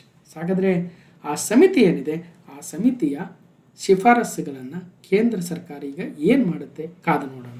ಒಟ್ಟಿನಲ್ಲಿ ಶರಾವತಿ ಯೋಜನೆಗೆ ತಜ್ಞರು ಏನು ಹೇಳಿದ್ದಾರೆ, ಬೇಡ ಅಂತ ಹೇಳಿದ್ದಾರೆ. ಪಂಪ್ಡ್ ಸ್ಟೋರೇಜ್ ಯೋಜನೆಗೆ ಅನುಮತಿ ಬೇಡ, ಕೇಂದ್ರದ ಸಮಿತಿ ಶಿಫಾರಸು. 10,000 ಕೋಟಿ ವೆಚ್ಚದ ಶರಾವತಿ ಪಂಪ್ಡ್ ಸ್ಟೋರ್ ಯೋಜನೆಯ ಪ್ರಸ್ತಾವನೆ ತಾಂತ್ರಿಕ ಅರ್ಹತೆ, ಟೆಕ್ನಿಕಲ್ ಎಲಿಜಿಬಿಲಿಟಿ, ಪರಿಸರದ ಸುಸ್ಥಿರತೆ ಹಾಗೂ ಸಾರ್ವಜನಿಕ ಹಿತಾಸಕ್ತಿ ಹೊಂದಿಲ್ಲ ಎಂದು ಅಭಿಪ್ರಾಯಪಟ್ಟಿರುವ ಕೇಂದ್ರ ಅರಣ್ಯ ಮತ್ತು ಪರಿಸರ ಸಚಿವಾಲಯದ ತಜ್ಞರ ತಂಡವು ಈ ಯೋಜನೆಗೆ ಅನುಮತಿ ನೀಡುವುದು ಬೇಡ ಎಂದು ಶಿಫಾರಸು ಮಾಡಿದೆ. ಇದರಿಂದಾಗಿ ಯೋಜನೆ ವಿರೋಧಿಸಿ ಬೀದಿಗಿಳಿದಿದ್ದ ಸ್ಥಳೀಯ ಜನರು ಹಾಗೂ ಪರಿಸರವಾದಿಗಳ ಹೋರಾಟಕ್ಕೆ ದೊಡ್ಡ ಜಯ ಸಿಕ್ಕಂತಾಗಿದೆ. ರಾಷ್ಟ್ರೀಯ ವನ್ಯಜೀವಿ ಮಂಡಳಿಯ ಸದಸ್ಯರಾದ doctor HS Singh, professor Raman Sukumaran ಹಾಗೂ ರಾಷ್ಟ್ರೀಯ ಹುಲಿ ಸಂರಕ್ಷಣಾ ಪ್ರಾಧಿಕಾರದ ಮಹಾನಿರ್ದೇಶಕರು ಶಿವಕುಮಾರ್ ಅವರನ್ನು ಒಳಗೊಂಡ ತಜ್ಞರ ಸಮಿತಿಯು ಈ ಒಂದು ಯೋಜನಾ ಪ್ರದೇಶದಲ್ಲಿ ಸಾಕಷ್ಟು ಸುತ್ತಾಡಿ ಸ್ಥಳೀಯರಿಂದ ಅಭಿಪ್ರಾಯ ಪಡೆದು ಅಧಿಕಾರಿಗಳಿಂದ ಮಾಹಿತಿ ಕಲೆ ಹಾಕಿ ಪರಿಸರ ಸಚಿವಾಲಯಕ್ಕೆ 42 ಪುಟಗಳ ವರದಿಯನ್ನು ಸಲ್ಲಿಸಿದೆ. Okay, so so pumped storage ಯೋಜನೆಯಿಂದ ಭಾರೀ ಲಾಭವೇನು ಆಗೋದಿಲ್ಲ, ಯೋಜನೆಯಿಂದಾಗಿ ತಾತ್ಕಾಲಿಕ ಲಾಭವಷ್ಟೇ ಆಗುತ್ತದೆ. ಅದ್ರ ಜೊತೆಗೆ ಆ ಒಂದು ಶರಾವತಿ ಕೊಳ್ಳದಲ್ಲಿರ್ತಕ್ಕಂತಹ ಸಾಕಷ್ಟು ಅಳಿವಿನಂಚಿನಲ್ಲಿರ್ತಕ್ಕಂಥ ಪ್ರಾಣಿಗಳು, ಸಿಂಹಬಾಲದ ಸಿಂಗಳಿಕ, ಲಯನ್ ಟೇಲ್ ಮ್ಯಾಕಾಕೋನಂತಹ endemic to the Western Ghats ಏನಿದೆ ಅವುಗಳಿಗೆ ತೊಂದರೆ ಆಗುತ್ತೆ ಅಂತ ಕೂಡ ಒತ್ತಿ ಹೇಳ್ತಾ ಇದೆ ಈ ಒಂದು ಸಮಿತಿ. ಜೊತೆಗೆ ದೀರ್ಘಕಾಲದಲ್ಲಿ ನದಿಗಳ ಅವನತಿಗೆ ಇದು ಕಾರಣ ಆಗುತ್ತೆ, ಅಗಾಧ ಪ್ರಮಾಣದ ಕಾಡುಗಳ ನಾಶ ಆಗುತ್ತೆ, ವನ್ಯಜೀವಿಗಳ ಆವಾಸ ಸ್ಥಾನ, ಕೆಲವು ಅಪರೂಪದ ಸ್ಥಳೀಯ ಪ್ರಭೇದಗಳ ನಷ್ಟ ಕೂಡ ಆಗ್ಬೋದು ಅಂತ ಸುಮಾರು ಆಗುವ ಅನಾಹುತಗಳನ್ನು ಪಟ್ಟಿ ಮಾಡಿ 42 ಪುಟಗಳ ವರದಿಯನ್ನು ಕೇಂದ್ರದ ಪರಿಸರ ಖಾತೆ ಸಚಿವರಿಗೆ ಅಥವಾ ಪರಿಸರ ಸಚಿವಾಲಯಕ್ಕೆ ಈ ಒಂದು ಸಮಿತಿ ನೀಡಿದೆ ಕೂಡ. ರೈಟ್. ಸೊ ಇಲ್ಲಿ ಗೇರುಸೊಪ್ಪ ಜಲಾಶಯ ಇದೆ, ಇಲ್ಲಿ ತಲಕಳಲೆ ಜಲಾಶಯ ಇದೆ. ಇಲ್ಲಿಂದ ನೀರನ್ನು ಪಂಪ್ ಮಾಡಿ ಗುರುತ್ವಾಕರ್ಷಣ ಬಲದಿಂದ ನೀರು, ಯಾಕಂದರೆ ಇದು ಮೇಲಕ್ಕೆ ಎತ್ತರದಲ್ಲಿದೆ, ಹಾಗೆ ಗೇರುಸೊಪ್ಪ ಜಲಾಶಯ ಕೆಳಮಟ್ಟದಲ್ಲಿದೆ. ಇಲ್ಲಿ ಗೇಟ್ ಓಪನ್ ಮಾಡಿದರೆ ತಾನೇ ನೀರು ಹರಿದು ಬರುತ್ತೆ. ಸೊ ಈ ನೀರನ್ನು ಈಗ ಈ ಒಂದು 2000 ಮೆಗಾವ್ಯಾಟ್ ವಿದ್ಯುತ್ ಉತ್ಪಾದನೆಗೆ ಬಳಸ್ಕೋಬೇಕು ಅನ್ನೋ ಉದ್ದೇಶ ಇತ್ತು. ನಂತರ ನೀರನ್ನು ಮತ್ತೇನು ಮಾಡಬೇಕು, ಈ ಗೇರುಸೊಪ್ಪ ಜಲಾಶಯದಿಂದ ಪಂಪ್ ಮಾಡಿ ಮತ್ತೆ ಮೇಲೆ ಕೆರೆಸ್ಬೇಕು ತಲಕಳಲೆಗೆ. ಅದನ್ನೇ ಪಂಪ್ಡ್ ಸ್ಟೋರೇಜ್ ಯೋಜನೆ ಅಂತ ಕರಿತೀವಿ. ಪಂಪ್ಡ್ ಸ್ಟೋರೇಜ್ ಅಂದ್ರೇನು, 2 ಜಲಾಶಯ ಇರಬೇಕಿಲ್ಲಿ. ಅಪ್ಪರ್ ರಿಸರ್ವಾಯರ್ ಅಂತ ಕರಿತೀವಿ, ಕೆಳಗಡೆ ಲೋವರ್ ರಿಸರ್ವಾಯರ್. ಅಪ್ಪರ್ ರಿಸರ್ವಾಯರಿಂದ ನೀರನ್ನು ಕೆಳಗಡೆ ತರಿಸಿ ವಿದ್ಯುತ್ ಉತ್ಪಾದನೆ ಮಾಡಿ ಮತ್ತೆ ನೀರನ್ನು ರೀಸೈಕಲ್ ಮಾಡಿ ಮೇಲೆ ಕಳಿಸ್ಬೇಕು. ಆ ರೀತಿ ಒಂದು ಯೋಜನೆ, ಬಹಳ ದೊಡ್ಡ ಯೋಜನೆ ಇತ್ತು. ಬಟ್ ಇದರಿಂದ ಭಾಳಷ್ಟು ಲಾಭವೇನು ಇಲ್ಲ ಅಂತ ತಜ್ಞರ ಸಮಿತಿ ಹೇಳ್ತಾ ಇದೆ. ಶರಾವತಿ ಪಂಪ್ಡ್ ಸ್ಟೋರ್ ಪ್ರಾಜೆಕ್ಟ್ ಆಗುತ್ತೆ. Upper reservoir, lower reservoir, pumping station, pipeline and the power generation station ಇಲ್ಲೆಲ್ಲರ ಒಂದು ಕಡೆ ಮಾಡಬೇಕನ್ನೋ ಉದ್ದೇಶ ಇತ್ತು. ಇದನ್ನು ಭಾಳ ಸುದ್ದಿಯಲ್ಲಿರ್ತಕ್ಕಂಥದ್ದು. ಹಾಗಾಗಿ ಪ್ರತಿ ಸಲ ಪ್ರತಿಭಟನೆ ಮಾಡಿದಾಗ, ಪ್ರತಿ ಸಲ ಸುದ್ದಿಗೆ ಬಂದಾಗ, ಪ್ರತಿ ಸಲ ಏನಾದರೂ ಪರಿಸರ ಖಾತೆಗೆ ಅಥವಾ ಪರಿಸರ ಇಲಾಖೆಗೆ ಪತ್ರ ಬರೆದಾಗ, ಬಜೆಟಲ್ಲಿ ಬಂದಾಗೆಲ್ಲ ನಾವು ಮಾತಾಡಿದ್ದೀವಿ. ಒಂದು ಸ್ಯಾಂಪಲ್ಗಳನ್ನು ತೋರಿಸ್ತಾ ಹೋದರೆ, ಕ್ಲಾಸ್ ನಂಬರ್ 9-17 ಒಂದು ಸಲ ಸೆಪ್ಟೆಂಬರ್ 2025 ಪಾರ್ಟ್ 9 KPCL ನಡೆಸಿದ ಪರಿಸರ ಸಾರ್ವಜನಿಕ ಆಲಿಕೆ ಸಭೆಯಲ್ಲಿ ಸಾಗರ ತಾಲೂಕಿನ ನಿವಾಸಿಗಳು, ಪರಿಸರವಾದಿಗಳು, ರಾಜಕಾರಣಿಗಳು ಶರಾವತಿ ಪಂಪ್ಡ್ ಸ್ಟೋರ್ ಯೋಜನೆಯನ್ನು ವಿರೋಧಿಸಿದ್ರು. ಆವಾಗ ಮಾತಾಡಿದ್ವಿ. ಹಾಗಾದರೆ ಶರಾವತಿ ಪಂಪ್ಡ್ ಸ್ಟೋರ್ ಯೋಜನೆ ಅಂದ್ರೆ ಏನು ಅಂತ ಕೂಡ ಹೇಳಿದ್ವಿ. ಒಂದು ಸ್ಯಾಂಪಲ್ ಹೇಳೋದಾದರೆ, ಈಗ ಇದು ತಲಕಳಲೆ ಜಲಾಶಯ, ಇದು ಅಪ್ಪರ್ ರಿಸರ್ವಾಯರ್. ಅಲ್ಲಿಂದ ನೀರಿನ ಕೆಳಗೆ ಗೇರುಸೊಪ್ಪ ಜಲಾಶಯಕ್ಕೆ ತರಬೇಕು. ಇಲ್ಲಿ ಮಿಡ್ಲಲ್ಲಿ ಈ ಪವರ್ ಜನರೇಟಿಂಗ್ ಸ್ಟೇಷನ್ ಇರುತ್ತೆ, 2000 ಮೆಗಾವ್ಯಾಟ್. ಬಟ್ ಇದೆಲ್ಲವೂ ಕೂಡ ಅಳಿವಿನಂಚಿನಲ್ಲಿರ್ತಕ್ಕಂಥ ಪ್ರಭೇದಗಳ ಆವಾಸ ಸ್ಥಾನ, ಪಶ್ಚಿಮ ಘಟ್ಟಗಳು. ಇಲ್ಲಿ ಜೋಗ ಫಾಲ್ಸ್ ಇದೆ, ಇಲ್ಲಿ ಲಿಂಗನಮಕ್ಕಿ ಜಲಾಶಯ ಇದೆ. ಈ ಪವರ್ ಜನರೇಷನ್ ಮಾಡೋದನ್ನು ಸುಮ್ಮನಲ್ಲ, ಇಲ್ಲಿ ರೋಡ್ಗಳ, ರಸ್ತೆಗಳ ನಿರ್ಮಾಣ ಆಗಬೇಕು ಅಲ್ವಾ. ಜೊತೆಗೆ ಆ ಪವರ್ನ ಬೇರೆ ಕಡೆ ಸಪ್ಲೈ ಮಾಡೋದಕ್ಕೆ ನೋಡಿ ಇವೆಲ್ಲ ಲೈನ್ಗಳನ್ನ ಹಾಕಬೇಕಾಗುತ್ತೆ, transmission lines. It's small project ಅಲ್ಲ ಅದು. ಹಾಗಾಗಿ ಅನುಮತಿಯನ್ನು ಕೊಟ್ಟಿಲ್ಲ. ಮುಂದೆ ಏನಾಗುತ್ತೆ ನೋಡೋಣ. ಜೊತೆಗೆ 737ನೇ ಕ್ಲಾಸ್ ಫೆಬ್ರವರಿ 2025 ಒಂದು ಸಲ ಸುದ್ದಿಗೆ ಬಂದಿತ್ತು, ಶರಾವತಿ ಪಂಪ್ಡ್ ಸ್ಟೋರ್ ಯೋಜನೆಗೆ ಷರತ್ತುಬದ್ಧ ಅನುಮೋದನೆ ಅಂತ. ಹಾಗೆ ಏನಾಗಿತ್ತು ಷರತ್ತುಬದ್ಧ ಅನುಮೋದನೆ, ಅದ್ರ ಬಗ್ಗೆ ಮಾತಾಡಿದ್ವಿ ನೋಡಿ. ಯಾವ ಥರ ಅಪ್ಪರ್ ರಿಸರ್ವಾಯರ್ ನೀರನ್ನ ಕೆಳಗಡೆ ತರಬೇಕು, ಇಲ್ಲಿ ಜನರೇಟಿಂಗ್ ಸ್ಟೇಷನ್ ಇರುತ್ತೆ, ಎಲೆಕ್ಟ್ರಿಸಿಟಿ ಜನರೇಷನ್ ಆದಮೇಲೆ ಟರ್ಬೈನ್ಗಳ ಮುಖಾಂತರ ಜನರೇಟ್ ಆಗುತ್ತೆ. ಸೊ ಲೋವರ್ ರಿಸರ್ವಾಯರ್ಗೆ ನೀರು ಬಂದು ಕೂಡುತ್ತೆ, ಮತ್ತು ಅದನ್ನು ಮೇಲ್ಗಡೆ ಹೇಗಾದರೂ ಮಾಡಿ ಪಂಪ್ ಮಾಡಿ ಹೋಗ್ಬೇಕು. ಈ ಥರ ರೀಸೈಕಲ್ ಆಗುತ್ತೆ. ಮತ್ತು ಪಂಪ್ ಮಾಡೋಕ್ಕೆ ಮತ್ತೆ ಎಕ್ಸ್ಟ್ರಾ ಎನರ್ಜಿ ಬೇಕಲ್ರಿ ಅಂದರೆ, ಹೌದು, ಅದನ್ನು ರಿನ್ಯೂವಬಲ್ ಎನರ್ಜಿ ಮುಖಾಂತರ ಜನರೇಟ್ ಮಾಡಬೇಕು ಅನ್ನೋದು ಪ್ರಾಜೆಕ್ಟ್ನ ಉದ್ದೇಶ. ಆಗಸ್ಟ್ 2024 ಒಂದು ಬಾರಿ DPRಗೆ ಕೇಂದ್ರ ಸರ್ಕಾರ ಒಪ್ಪಿಗೆ ಕೊಟ್ಟಿತ್ತು, ಅವಾಗ ಬೇರೆ. ರೈಟ್. ಸೊ ಸಾಕಷ್ಟು ಬಾರಿ ನಾವು ಡಿಸ್ಕಷನ್ ಮಾಡಿದ್ವಿ. ಒಟ್ಟಾರೆಯಾಗಿ ಶರಾವತಿ ನದಿಯ ಜಲವಿದ್ಯುತ್ ಯೋಜನೆಗಳಲ್ಲಿ ಒಟ್ಟು 4 ಪ್ರಾಜೆಕ್ಟ್ ಬರ್ತವೆ, 3 ಡ್ಯಾಮ್ ಕೂಡ ಇದ್ದಾವೆ. ಓಕೆ, ಒಟ್ಟು 1469 ಮೆಗಾವ್ಯಾಟ್ ವಿದ್ಯುತ್ ಉತ್ಪಾದನಾ ಸಾಮರ್ಥ್ಯವೂ ಕೂಡ ಶರಾವತಿ ಕೊಳ್ಳದಲ್ಲಿ ಕಾಣುತ್ತವೆ. ಅದರಲ್ಲಿ ಲಿಂಗನಮಕ್ಕಿ ಡ್ಯಾಮಲ್ಲಿ ಕೂಡ ಒಂದು ಪವರ್ ಹೌಸ್ ಇದೆ, 55 ಮೆಗಾವ್ಯಾಟು. ಮಹಾತ್ಮ ಗಾಂಧಿ ಜಲವಿದ್ಯುತ್ ಕೇಂದ್ರ 139. ಶರಾವತಿ ಉತ್ಪಾದನಾ ಕೇಂದ್ರ ರಾಜ್ಯದಲ್ಲಿ ಅತಿ ಹೆಚ್ಚು ಜಲವಿದ್ಯುತ್ ಉತ್ಪಾದನೆ ಮಾಡ್ತಕ್ಕಂಥ ಕೇಂದ್ರವಾಗುತ್ತೆ, 1035 megawatt. Gerusoppa dam power house, so ಅಲ್ಲಿ 240 ಮೆಗಾವ್ಯಾಟ್ ಇದೆ. ಇದ್ರ ಮಿಡ್ಲಲ್ಲಿ ಅಂದರೆ ತಲಕಳಲೆಯಿಂದ ಗೇರುಸೊಪ್ಪಗೆ ಬರೋ ಮಿಡ್ಲಲ್ಲಿ ಮತ್ತೆ 2000 ಮೆಗಾವ್ಯಾಟ್ ಅಂತ ಅಂದ್ಕೊಂಡಿದ್ರು. ಬಟ್ ಅದು ಯಾಕೋ ಕೈಗೂಡೋ ಸಾಧ್ಯತೆ ಇಲ್ಲ. ಪರಿಸರವಾದಿಗಳು ಬಲವಾಗಿ ತಮ್ಮ ವಾದವನ್ನು ಮಂಡಿಸ್ತಾ ಇದ್ದಾರೆ. ಶರಾವತಿ ನದಿ ಕರ್ನಾಟಕ ರಾಜ್ಯದಲ್ಲಿ ನೀರಾವರಿಗಿಂತಲೂ ವಿದ್ಯುತ್ತನ್ನು ಕೊಡ್ತಕ್ಕಂತಹ ಒಂದು ದೊಡ್ಡ ನದಿ ಆಗುತ್ತೆ. ಶಿವಮೊಗ್ಗ ಜಿಲ್ಲೆಯ ತೀರ್ಥಹಳ್ಳಿ ತಾಲೂಕಿನ ಅಂಬುತೀರ್ಥದ ಬಳಿ ಉಗಮ ಆಗ್ತಕ್ಕಂಥ ಶರಾವತಿ ನದಿಯು ಹೊನ್ನಾವರದ ಬಳಿ ಅರಬ್ಬಿ ಸಮುದ್ರವನ್ನು ಸೇರುತ್ತೆ. ಭಾಳ ಎಕ್ಸಾಮಲ್ಲಿ ಕೇಳಿದ್ದಾರೆ, ಹೊನ್ನಾವರದ ಬಳಿ ಯಾವುದ್ರಿ ಅರಬ್ಬಿ ಸಮುದ್ರವನ್ನು ಸೇರೋದು ಅಂತ.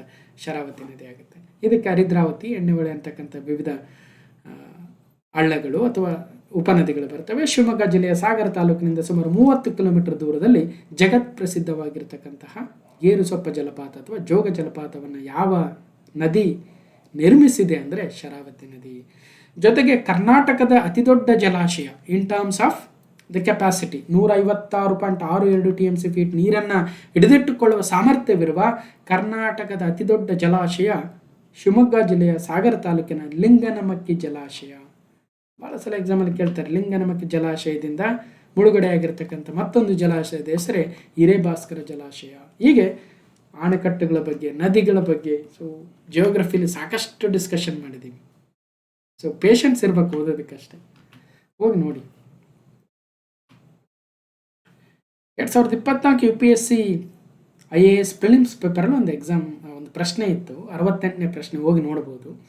Recently the term pumped storage hydro power is actually and appropriately discussed in the context of which one of the following ಅಂತ. Alright, the term pumped storage hydro power ಅನ್ನೋದೇನು ಭಾಳ ಸುದ್ದಿಯಲ್ಲಿದೆಯಲ್ಲ, ಇದು ಏನಿದೆ ಆ್ಯಕ್ಚುಲಿ ಅಂದರೆ ಲಾಂಗ್ ಡ್ಯೂರೇಷನ್ ಎನರ್ಜಿ ಸ್ಟೋರೇಜ್ ಅಂತ ಏನು ಅವತ್ತಿನ ಇದಿತ್ತು. ಸೊ ಒಟ್ಟಾರೆಯಾಗಿ ಪಂಪ್ಡ್ ಸ್ಟೋರೇಜ್ ಬಗ್ಗೆ ಎಕ್ಸಾಮಲ್ಲಿ ಪ್ರಶ್ನೆ ಬಂದಿದೆ. Top reservoir, the bottom reservoir, ಅಥವಾ upper reservoir, lower reservoir, generating station. So ನೀರನ್ನ ಕೆಳಗೆ ಕಳಿಸ್ಬೇಕು ಮತ್ತು ಮೇಲ್ಗಡೆ ಕಳಿಸ್ಬೇಕು. ಇನ್ನು question number 3, Japan Bharat mobility ಶೃಂಗಸಭೆ 2026 JIMS 2026, Japan India mobility summit 2026 ಇದನ್ನು ಯಾರು ಆರ್ಗನೈಸ್ ಮಾಡಿದ್ರು? So organised by Japan's ministry of economy, trade and industry, METI and JETRO and NEDO with support from ನೀತಿ Aayog and embassy of Japan in India. ಯಾವಾಗ ನಡೀತು, ಯಾರು ಇದಕ್ಕೆ support ಮಾಡಿದ್ರು, ಇದರ ಉದ್ದೇಶ ಏನು ನೋಡೋಣ. ಸೊ ಜಪಾನ್ ಭಾರತ ಮೊಬಿಲಿಟಿ ಶೃಂಗಸಭೆಯಲ್ಲಿ ವಿಸ್ತೃತ ಚರ್ಚೆ. ಇಂಧನ ಆಧಾರಿತ ಸ್ಮಾರ್ಟ್ ಸಾರಿಗೆಗೆ ಒತ್ತು. ಮುಂದಿನ ಪೀಳಿಗೆಗೆ ಅತ್ಯಾಧುನಿಕ ಸೌಲಭ್ಯಗಳನ್ನು ಒದಗಿಸುವ ನಿಟ್ಟಿನಲ್ಲಿ ತಂತ್ರಜ್ಞಾನದ ಜೊತೆಗೆ ಹೈಡ್ರೋಜನ್ ಮೊಬಿಲಿಟಿ, ಇಂಧನ ಆಧಾರಿತ ಸ್ಮಾರ್ಟ್ ಸಾರಿಗೆ ವಲಯದಲ್ಲಿ ಭಾರತ ಹಾಗೂ ಜಪಾನ್ ಬಾಂಧವ್ಯ ವೃದ್ಧಿಗೆ ಒತ್ತನ್ನು ನೀಡುತ್ತಿವೆ ಅಂತ ಕೇಂದ್ರ ನೀತಿ ಆಯೋಗದ ಸದಸ್ಯರು VK ಸಾರಸ್ವತ್ ಅವರು ಹೇಳಿದರು. ಯಾವ ಸಂದರ್ಭದಲ್ಲಿ? ನೀತಿ ಆಯೋಗ, ಜಪಾನ್ ಹಣಕಾಸು ವ್ಯಾಪಾರ ಮತ್ತು ಕೈಗಾರಿಕಾ ಸಚಿವಾಲಯ ಬೆಂಗಳೂರಿನಲ್ಲಿ ನಡೆಸಿದ್ದ ಅಥವಾ ಆಯೋಜನೆ ಮಾಡಿದ್ದ ಜಪಾನ್ ಭಾರತ ಮೊಬಿಲಿಟಿ ಶೃಂಗಸಭೆ 2026 ಉದ್ಘಾಟನೆ ಮಾಡಿ ಹೇಳ್ತಾ ಇದ್ರು. ಇಲ್ಲಿ ಏನು ಕೇಳ್ಬೋದು ಅಂದರೆ, ಸೊ ಜಪಾನ್ ಭಾರತ ಮೊಬಿಲಿಟಿ ಶೃಂಗಸಭೆ 2026 ಎಲ್ಲಿ ನಡೆಯಿತು ಅಂತ ಕೇಳ್ಬೋದು, ಬೆಂಗಳೂರು. ಸೊ ಹಾಗಾಗಿ ಯಾರು ಉದ್ಘಾಟನೆ ಮಾಡಿದ್ರು ಅಥವಾ ಇದರ ಉದ್ದೇಶ ಏನು ಅಂತ ತಿಳ್ಕೊಂಡ್ರೆ, ಇದೇ ಸಂದರ್ಭದಲ್ಲಿ ಕರ್ನಾಟಕದ ಬೃಹತ್ ಮತ್ತು ಮಧ್ಯಮ ಕೈಗಾರಿಕಾ ಇಲಾಖೆಯ ಪ್ರಧಾನ ಕಾರ್ಯದರ್ಶಿಗಳು S. ಸೆಲ್ವಕುಮಾರ್ ಅವರು ಏನು ಹೇಳಿದರು ಅಂದರೆ, ನೋಡಿ, ನಾವು ಕರ್ನಾಟಕ ಸರ್ಕಾರ ಒಂದು ಮೊಬಿಲಿಟಿ ಪಾಲಿಸಿಯನ್ನೇ ತಂದುಬಿಟ್ಟಿದ್ದೀವಿ ನಾವು salwar. So clean mobility policy 2530 ಅಂತ ಒಂದ್ಸಲ ಮಾತಾಡಿದ್ದೀವಿ, ನೆನಪಿರ್ಬೋದು ಅಲ್ವಾ. ಸೊ ಅದ್ರ ಬಗ್ಗೆ ಅವರು ಹೇಳ್ತಾ ಇದ್ರು. ನಾವು ಈಗ ಆಲ್ರೆಡಿ ಕ್ಲೀನ್ ಮೊಬಿಲಿಟಿ ಪಾಲಿಸಿಯನ್ನು ತಂದಿದ್ದೀವಿ. ಆ ಮೂಲಕ ಸುಮಾರು 50,000 ಕೋಟಿ ಹೂಡಿಕೆಯನ್ನು ಆಕರ್ಷಣೆ ಮಾಡಿದ್ದೀವಿ ಮತ್ತು 1 ಲಕ್ಷ ಉದ್ಯೋಗ ಸೃಷ್ಟಿ ಮಾಡ್ತಕ್ಕಂಥ ಗುರಿಯನ್ನು ಹಾಕ್ಕೊಂಡಿವಿ ಅಂತ ಹೇಳಿದರು. So Japan India mobility summit 2026 9th March 2026 Bengaluru. Question number 4, ಭಾರತದಲ್ಲಿ 16ನೇ ಆವೃತ್ತಿಯ ವಜ್ರ ಪ್ರಹಾರ ವ್ಯಾಯಾಮವನ್ನು ಎಲ್ಲಿ ನಡೆಸಲಾಯಿತು? So 16th edition of exercise Vajra Prahar conducted in India in which state ಅಂತ. ಹಾಗಿದ್ರೆ ಇಲ್ಲಿ ಪ್ರಶ್ನೆ ಹೆಂಗೆ ಬರ್ಬೋದು ಅಂದರೆ, ವಜ್ರ ಪ್ರಹಾರ ಎನ್ನುವ ಸಮರಾಭ್ಯಾಸವನ್ನು ನಡೆಸ್ತಕ್ಕಂಥದ್ದು ಭಾರತ ಯಾವ ದೇಶದೊಂದಿಗೆ ಅಂತ ಕೇಳ್ಬೋದು. ಅಮೆರಿಕ, UK, ಮಲೇಷಿಯಾ, ಶ್ರೀಲಂಕಾ, ಯಾವುದು ಒಂದು. ಅಥವಾ ಇತ್ತೀಚೆಗೆ ನಡೆದ ಭಾರತ ಮತ್ತು ಅಮೆರಿಕ ದೇಶದ ನಡುವಿನ ವಜ್ರ ಪ್ರಹಾರ ಎಂಬ ಸಮರಾಭ್ಯಾಸವು ಎಷ್ಟನೇ ಎಡಿಷನ್ ಅಂತ ಕೇಳ್ಬೋದು. 16ನೇ ಎಡಿಷನ್. ಎಲ್ಲಿ ನಡೀತು ಅಂದರೆ ಹಿಮಾಚಲ ಪ್ರದೇಶದಲ್ಲಿ ನಡೀತು. So India US Vajra Prahar special forces exercise begins in Himachal Pradesh. ಇದೇ ಸಂದರ್ಭದಲ್ಲಿ ಇಂಡಿಯಾ ಜಪಾನ್ ಧರ್ಮ ಗಾರ್ಡಿಯನ್ ಅಂತಕ್ಕಂಥ ಜಾಯಿಂಟ್ ಮಿಲಿಟರಿ ಎಕ್ಸಸೈಸ್ ಕೂಡ ಉತ್ತರಾಖಂಡದಲ್ಲಿ ಆರಂಭ ಆಯಿತು. ಇಲ್ಲಿ 2 ಸಮರಾಭ್ಯಾಸಗಳು ಬರ್ತಾ ಇದ್ದಾವೆ. ಸೊ ನಾನು ಆಲ್ರೆಡಿ ಹೇಳ್ತಾ ಇದ್ದೆ, 2024ರಲ್ಲಿ, 23ರಲ್ಲಿ, 22ರಲ್ಲಿ, 21ರಲ್ಲೆಲ್ಲ ನಾವು ಸಮರಾಭ್ಯಾಸಗಳ ಬಗ್ಗೆನೇ ಒಂದು ಸಪ್ರೇಟ್ ಡೆಡಿಕೇಟೆಡ್ ವಿಡಿಯೋ ಮಾಡ್ತಾ ಇದ್ವಿ. 25ರಲ್ಲಿ ಯಾಕೆ ಮಾಡಲಿಲ್ಲ ಅಂದರೆ ನೋಟಿಫಿಕೇಶನ್ನೇ ಇರಲಿಲ್ಲ. ಅದರಲ್ಲೂ ಕೆಲವೊಂದು ಸಂಸ್ಥೆಗಳು ನಡೆಸ್ತಕ್ಕಂಥ ನೋಟಿಫಿಕೇಶನ್, ಕೆಲವೊಂದು ಎಕ್ಸಾಮ್ಸಲ್ಲಿ ಪರ್ಟಿಕ್ಯುಲರ್ ಆಗಿ ಸಮರಾಭ್ಯಾಸಗಳ ಬಗ್ಗೆ ಹೆಚ್ಚಿನ ಫೋಕಸ್ ಮಾಡಿ ಕೇಳ್ತಾ ಇದ್ರು. ಅಂಥ ಎಕ್ಸಾಮ್ಗಳು ಇರಲಿಲ್ಲ, ಹಾಗಾಗಿ ಮಾಡಿರಲಿಲ್ಲ. ಬಟ್ ಈ ಸಲ ಡೆಫಿನೆಟ್ಲಿ ಮಾಡಿಕೊಡ್ತೀವಿ. ಸೊ ಇಲ್ಲಿ 2 ನೆನ್ಪಿಟ್ಟಿರಿ. ಒಂದು ಎಕ್ಸಸೈಸ್ ವಜ್ರ ಪ್ರಹಾರ, ಓಕೆ. ಸೊ ಯಾರ್ಯಾರ ನಡುವೆ? ಭಾರತ ಮತ್ತು ಅಮೆರಿಕದ ನಡುವೆ ಸ್ಪೆಷಲ್ ಫೋರ್ಸಸ್. ಇನ್ನೊಂದು ಧರ್ಮ ಗಾರ್ಡಿಯನ್ ಎಕ್ಸಸೈಸ್. ಧರ್ಮ ಗಾರ್ಡಿಯನ್ ಭಾಳ ಸಲ ಎಕ್ಸಾಮಲ್ಲಿ ಕೇಳಿದ್ದಾರೆ ಧರ್ಮ ಗಾರ್ಡಿಯನ್ ಬಗ್ಗೆ. ಇದು ಭಾರತ ಮತ್ತು ಜಪಾನ್ ನಡುವೆ ನಡೀತಕ್ಕಂಥ ಎಕ್ಸಸೈಸು. ಇದು ಉತ್ತರಾಖಂಡದಲ್ಲಿ ಆರಂಭವಾಗಿದೆ. ವಜ್ರ ಪ್ರಹಾರ ಹಿಮಾಚಲ್ ಪ್ರದೇಶದಲ್ಲಿ. ಸೊ ಇವೆರಡು ನೋಟ್ ಮಾಡ್ಕೊಳ್ರಿ.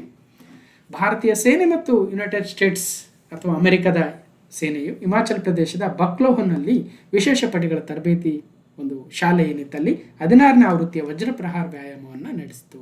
ಸೊ ಭಾರತ ಮತ್ತು ಅಮೆರಿಕ ಸಂಯುಕ್ತ ಸಂಸ್ಥಾನಗಳ ಜಂಟಿ ವಿಶೇಷ ಪಡೆ.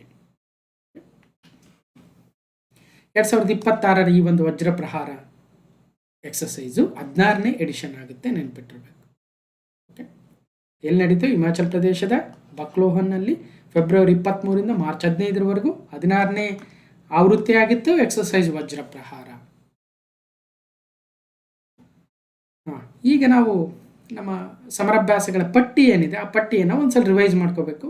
ಯಾವ ಎಕ್ಸಸೈಸು, ಯಾವ ಕಂಟ್ರೀಸು, ಯಾವ ವಿಧದ ಎಕ್ಸಸೈಸ್ ಆಗುತ್ತೆ. ಒಂದು example, hand in hand India China ಭೂಸೇನೆಗಳ ಎಕ್ಸಸೈಸು. ಹಾಗೇ ಕೆಳಗಡೆ ಬಂದರೆ ಧರ್ಮ ಗಾರ್ಡಿಯನ್ ಇಂಡಿಯಾ ಜಪಾನ್ ಭೂಸೇನೆಗಳ ಎಕ್ಸಸೈಸ್ ಆಗುತ್ತೆ. ಹಾಗೆ ಇನ್ನೂ ಸ್ವಲ್ಪ ಕೆಳಗೆ ಬಂದರೆ ವಜ್ರ ಪ್ರಹಾರ ಇಂಡಿಯಾ USA ಸೊ ಭೂಸೇನೆ ಮತ್ತು ವಿಶೇಷ ಪಡೆಗಳ ಒಂದು ಎಕ್ಸಸೈಸ್ ಆಗುತ್ತೆ. ಇನ್ನು ಉಳಿದಿರ್ತಕ್ಕಂಥವು ನೀವೇ ಪಟ್ಟಿಯನ್ನು ಓದ್ಕೊಳ್ರಿ. ಯಾವಾರು ಮಿಸ್ ಆಗಿದ್ರೆ ಈ ಪಟ್ಟಿಯನ್ನು ಹಾಗೆಯೇ ಬೆಳೆಸ್ತಾ ಹೋಗಿ. ಸೊ ಒಂದಲ್ಲ ಒಂದನೇ ಎಕ್ಸಾಮ್ಗೆ ಯೂಸ್ ಆಗುತ್ತೆ. ಮತ್ತೊಂದು ವೆರಿ ಇಂಪಾರ್ಟೆಂಟ್ ಪ್ರಶ್ನೆ, ಕ್ವಶನ್ ನಂಬರ್ 5. ನೀತಿ ಆಯೋಗವು ನವದೆಹಲಿಯಲ್ಲಿ ಇತ್ತೀಚೆಗೆ ಒಂದು ರಿಪೋರ್ಟನ್ನು ಬಿಡುಗಡೆ ಮಾಡಿತು, ಒಂದು ಸೂಚ್ಯಾಂಕವನ್ನು. ಯಾವ ಸೂಚ್ಯಾಂಕ ಅಂದರೆ ಹಣಕಾಸು ಆರೋಗ್ಯ ಸೂಚ್ಯಾಂಕ 2026, ಫಿಸ್ಕಲ್ ಹೆಲ್ತ್ ಇಂಡೆಕ್ಸ್ ಅಂತ ಕರಿತೀವಿ. Fiscal health index 2026, fiscal health FHI 2026. ಇದು 2ನೇ ಆವೃತ್ತಿ. ಆ್ಯಕ್ಚುಲಿ ಇದು 2nd ಎಡಿಷನ್. ಯಾರು ರಿಲೀಸ್ ಮಾಡ್ತಾರೆ? ನೀತಿ ಆಯೋಗ ರಿಲೀಸ್ ಮಾಡ್ತಕ್ಕಂಥ 2nd ಆವೃತ್ತಿ ಆಗುತ್ತೆ. ನೀತಿ ಆಯೋಗ ಹೇಳ್ಬೋದು. ಫಿಸ್ಕಲ್ ಹೆಲ್ತ್ ಇಂಡೆಕ್ಸ್ 2026 ಹಣಕಾಸು ಆರೋಗ್ಯ ಸೂಚ್ಯಾಂಕ ಏನಿದೆ ಅಲ್ವಾ, ಅದು ಎಷ್ಟನೇದು ಇತ್ತೀಚೆಗೆ ಬಿಡುಗಡೆ ಮಾಡಿದ್ದು ಅಂದರೆ 2nd ಆ್ಯನ್ಯುವಲ್ ಎಡಿಷನ್. ಮತ್ತು ಯಾರು ಬಿಡುಗಡೆ ಮಾಡ್ತಾರೆ ಅಂದರೆ ನೀತಿ ಆಯೋಗ. ನೀತಿ ಆಯೋಗವು ನವದೆಹಲಿಯಲ್ಲಿ ಹಣಕಾಸು ಆರೋಗ್ಯ ಸೂಚ್ಯಾಂಕ 2026ರ 2ನೇ ವಾರ್ಷಿಕ ಆವೃತ್ತಿಯನ್ನು ಬಿಡುಗಡೆ ಮಾಡಿತು. ಕರ್ನಾಟಕವು ಹಣಕಾಸಿನ ಶಿಸ್ತನ್ನು ಕಾಯ್ದುಕೊಳ್ಳುವ ಮೂಲಕ ಟಾಪ್ 10 ರಾಜ್ಯಗಳಲ್ಲಿ ಸ್ಥಾನವನ್ನು ಪಡೆದಿದೆ. NITI Aayog released the 2nd annual edition of the fiscal health index FHI 2026 in New Delhi. Karnataka is ranked among the top 10 states for the maintaining the fiscal discipline.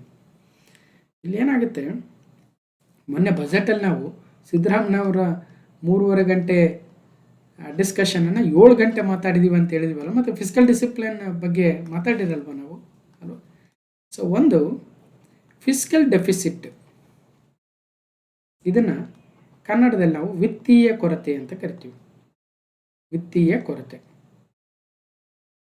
Okay. ಎರಡನೇದು ಟೋಟಲ್ ಲಯಬಿಲಿಟೀಸ್ ಅಂತ. ಟೋಟಲ್ ಲಯಬಿಲಿಟೀಸ್ ಅಥವಾ ಒಟ್ಟು ಹೊಣೆಗಾರಿಕೆ. ಒಟ್ಟು ಹೊಣೆಗಾರಿಕೆ ಎಷ್ಟಿದೆ? ಈಗ ಕರ್ನಾಟಕ ರಾಜ್ಯದ ಒಟ್ಟು GSDP ಗಾತ್ರ ಎಷ್ಟಿದೆ? 33 ಲಕ್ಷ ಕೋಟಿ. 33 ಲಕ್ಷ ಕೋಟಿ ಅಲ್ರಿ. 33 ಲಕ್ಷ ಕೋಟಿ GSDP ಇದೆ ಅಂದರೆ ರಾಜ್ಯದ ಆದಾಯ ಅಂದರೆ ಅಲ್ಲ. GSDP ಅಂದ್ರೇನೋ ಹೋಗಿ ಒಂದ್ಸಲ ರಿವೈಸ್ ಮಾಡ್ಕೊಳ್ರಿ. ನಾನು ಇಲ್ಲಿ ಹೇಳಕ್ಕೆ ಹೋಗ್ತಾ ಇರೋದೇನೆಂದರೆ, ಇಲ್ಲ ಬಜೆಟ್ ಕಾಪಿ ನೋಡಿ, ಬಜೆಟ್ ವಿಡಿಯೋ ನೋಡಿ ಗೊತ್ತಾಗುತ್ತೆ. ಈ 33 ಲಕ್ಷ ಕೋಟಿಯ 3% ಮಾತ್ರ ಸಾಲವನ್ನು ತೆಗೆದುಕೊಳ್ಬೋದು ಈ ಒಂದು ಹಣಕಾಸು ವರ್ಷಕ್ಕೆ 2026-27ಕ್ಕೆ ಅಂತ ನಮ್ಮ KFRA act, Karnataka fiscal responsibility act 2002, Karnataka ವಿತ್ತೀಯ ಹೊಣೆಗಾರಿಕೆ ಅಧಿನಿಯಮ 2002 ಏನಿದೆ, ಈ ಒಂದು ಆ್ಯಕ್ಟನ್ನು ತಂದಿರತಕ್ಕಂಥ ಮೊಟ್ಟ ಮೊದಲ ರಾಜ್ಯ ದೇಶದಲ್ಲಿ ಕರ್ನಾಟಕವಾಗುತ್ತೆ.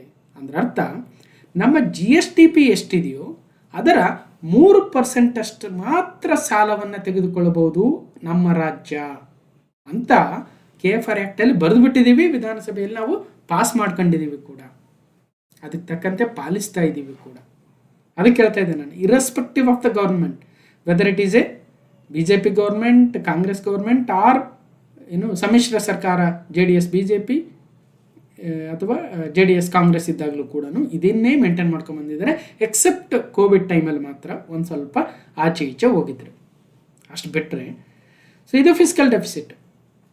ಇನ್ನು ಟೋಟಲ್ ಹೊಣೆಗಾರಿಕೆ ಅಥವಾ ಲಯಬಿಲಿಟೀಸು ನಮ್ಮ GSDPಯ 25% ಯಾವತ್ತೂ ದಾಟಬಾರ್ದು. ಅಂದರೆ ಕರ್ನಾಟಕ ರಾಜ್ಯ ರಚನೆಯಾದಾಗಿನಿಂದಲೂ ಒಟ್ಟಾರೆ ಸಾಲವನ್ನು ನಾವು ನೋಡ್ತಾ ಬಂದಾಗ, ಮುಟ್ಸಿರ್ತೀವಿ ಮತ್ತೆ ತೊಗೊಂಡಿರ್ತೀವಿ, ಸಾಲ ಕೊಟ್ಟಿರ್ತೀವಿ ಮತ್ತೆ ತೊಗೊಂಡಿರ್ತೀವಿ, ಇದೆಲ್ಲವನ್ನು ನೋಡ್ತಾ ಬಂದಾಗ ಒಟ್ಟಾರೆ ಕರ್ನಾಟಕ ರಾಜ್ಯದ ಸಾಲವು ಆ ವರ್ಷದ ಎಷ್ಟು GSDP ಅಂದಾಜಿದೆಯೋ ಆ ಅಂದಾಜಿನ 25% ಮೀರಬಾರ್ದು ಅಷ್ಟೇ.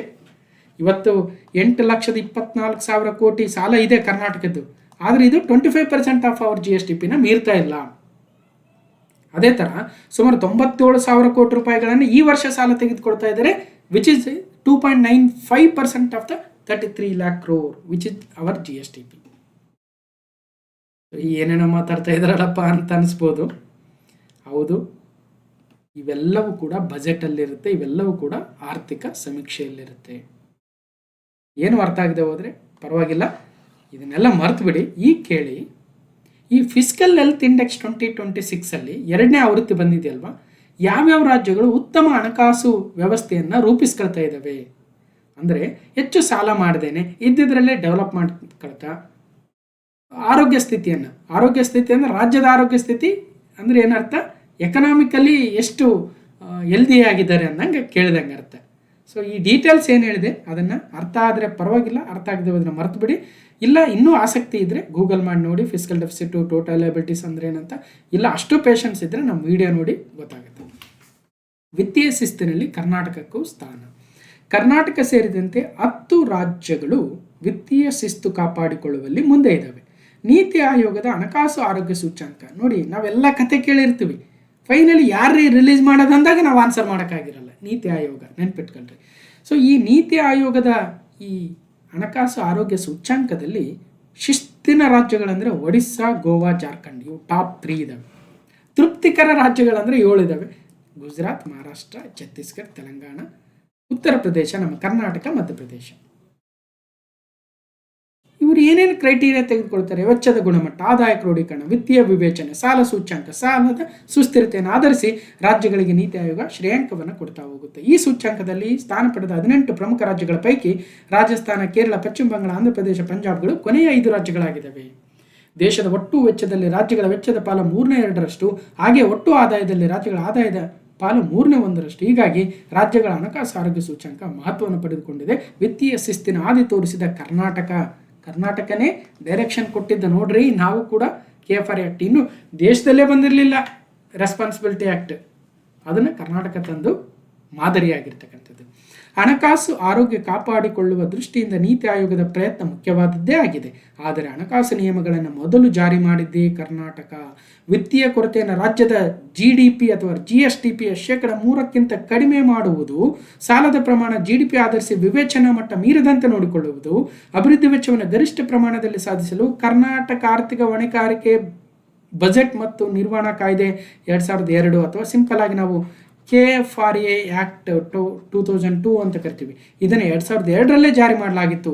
ನಂತರ ಕರ್ನಾಟಕವನ್ನು ಮಾದರಿಯಾಗಿಟ್ಟುಕೊಂಡು ಕೇಂದ್ರ ಅದನ್ನು 2003ರಲ್ಲಿ ತಾನು ಅಳವಡಿಸಿಕೊಳ್ಳುತ್ತೆ ಕೇಂದ್ರ ಸರ್ಕಾರ. ಓಕೆ, ಭಾಳ ಸಲ ಹೇಳಿದ್ದೀನಿ ಇದ್ರ ಬಗ್ಗೆ. ನೀತಿ Aayog fiscal health index 2026 for the financial year 2023-24 ತೆಗೆದುಕೊಂಡು ಈಗ ಅವರು ರಿಪೋರ್ಟನ್ನು ಕೊಟ್ಟಿರ್ತಕ್ಕಂಥದ್ದು. ಸೊ ಈ ರಿಪೋರ್ಟಲ್ಲಿ ಒಡಿಸ್ಸಾ, ಗೋವಾ, ಜಾರ್ಖಂಡ್ ಟಾಪ್ 3 ಆಗಿದ್ದಾವೆ. ಸೊ ಫಸ್ಟ್ ರ್ಯಾಂಕ್ ಯಾರು? ಒಡಿಸ್ಸಾ. ಸೆಕೆಂಡ್ ರ್ಯಾಂಕ್ ಯಾರು? ಗೋವಾ. 3ನೇ ರ್ಯಾಂಕ್ ಯಾರು? ಜಾರ್ಖಂಡ್. ಇನ್ನು 4 ಗುಜರಾತ್, 5 ಮಹಾರಾಷ್ಟ್ರ, 6 ಛತ್ತೀಸ್ಗಢ, 7 ತೆಲಂಗಾಣ, 8 ಉತ್ತರ ಪ್ರದೇಶ, ಕರ್ನಾಟಕ 9ನೇ ಸ್ಥಾನದಲ್ಲಿದೆ. ಕೊನೆಯ ಸ್ಥಾನ ಪಂಜಾಬ್ ಆಗುತ್ತೆ. ಆಂಧ್ರ ಪ್ರದೇಶ 17ನೇ ಸ್ಥಾನದಲ್ಲಿದೆ.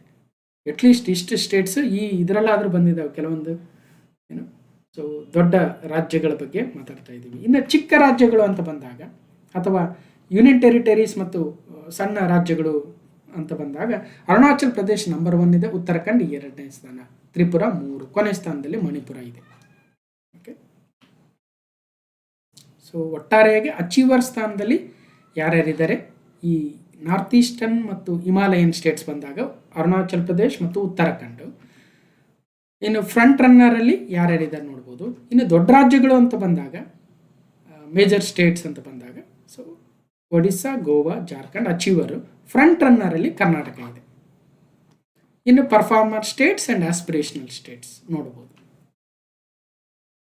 ಇನ್ನು ನೀತಿ ಆಯೋಗ, ಇತ್ತೀಚೆಗೆ ನೀತಿ ಆಯೋಗದ CEO ರವರು BVR ಸುಬ್ರಹ್ಮಣ್ಯಂ ಅವರ ಅವಧಿ ಮುಗಿದಿತ್ತು. ಈಗ ಇಂಟರಿಮ್ CEO ಆಗಿ ನಿಧಿ ಚಿಬ್ಬರ್ ಅವರನ್ನ ನೇಮಕ ಮಾಡಲಾಗಿದೆ. ಒಂದು ಅಪ್ಡೇಟ್ ಇದೆ.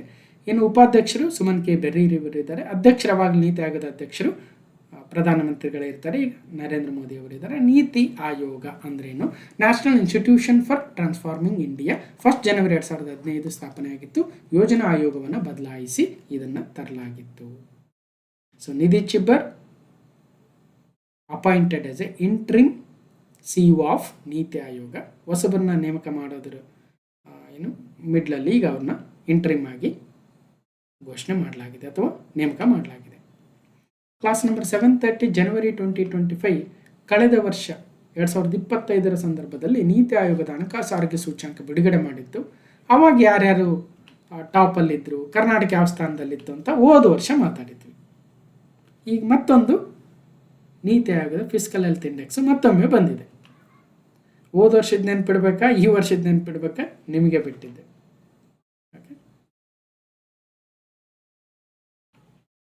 ಕರ್ನಾಟಕ ಹೋದ ಬಾರಿ 10ನೇ ಸ್ಥಾನದಲ್ಲಿತ್ತು, ಈಗ 9ಕ್ಕೆ ಏರಿದೆ.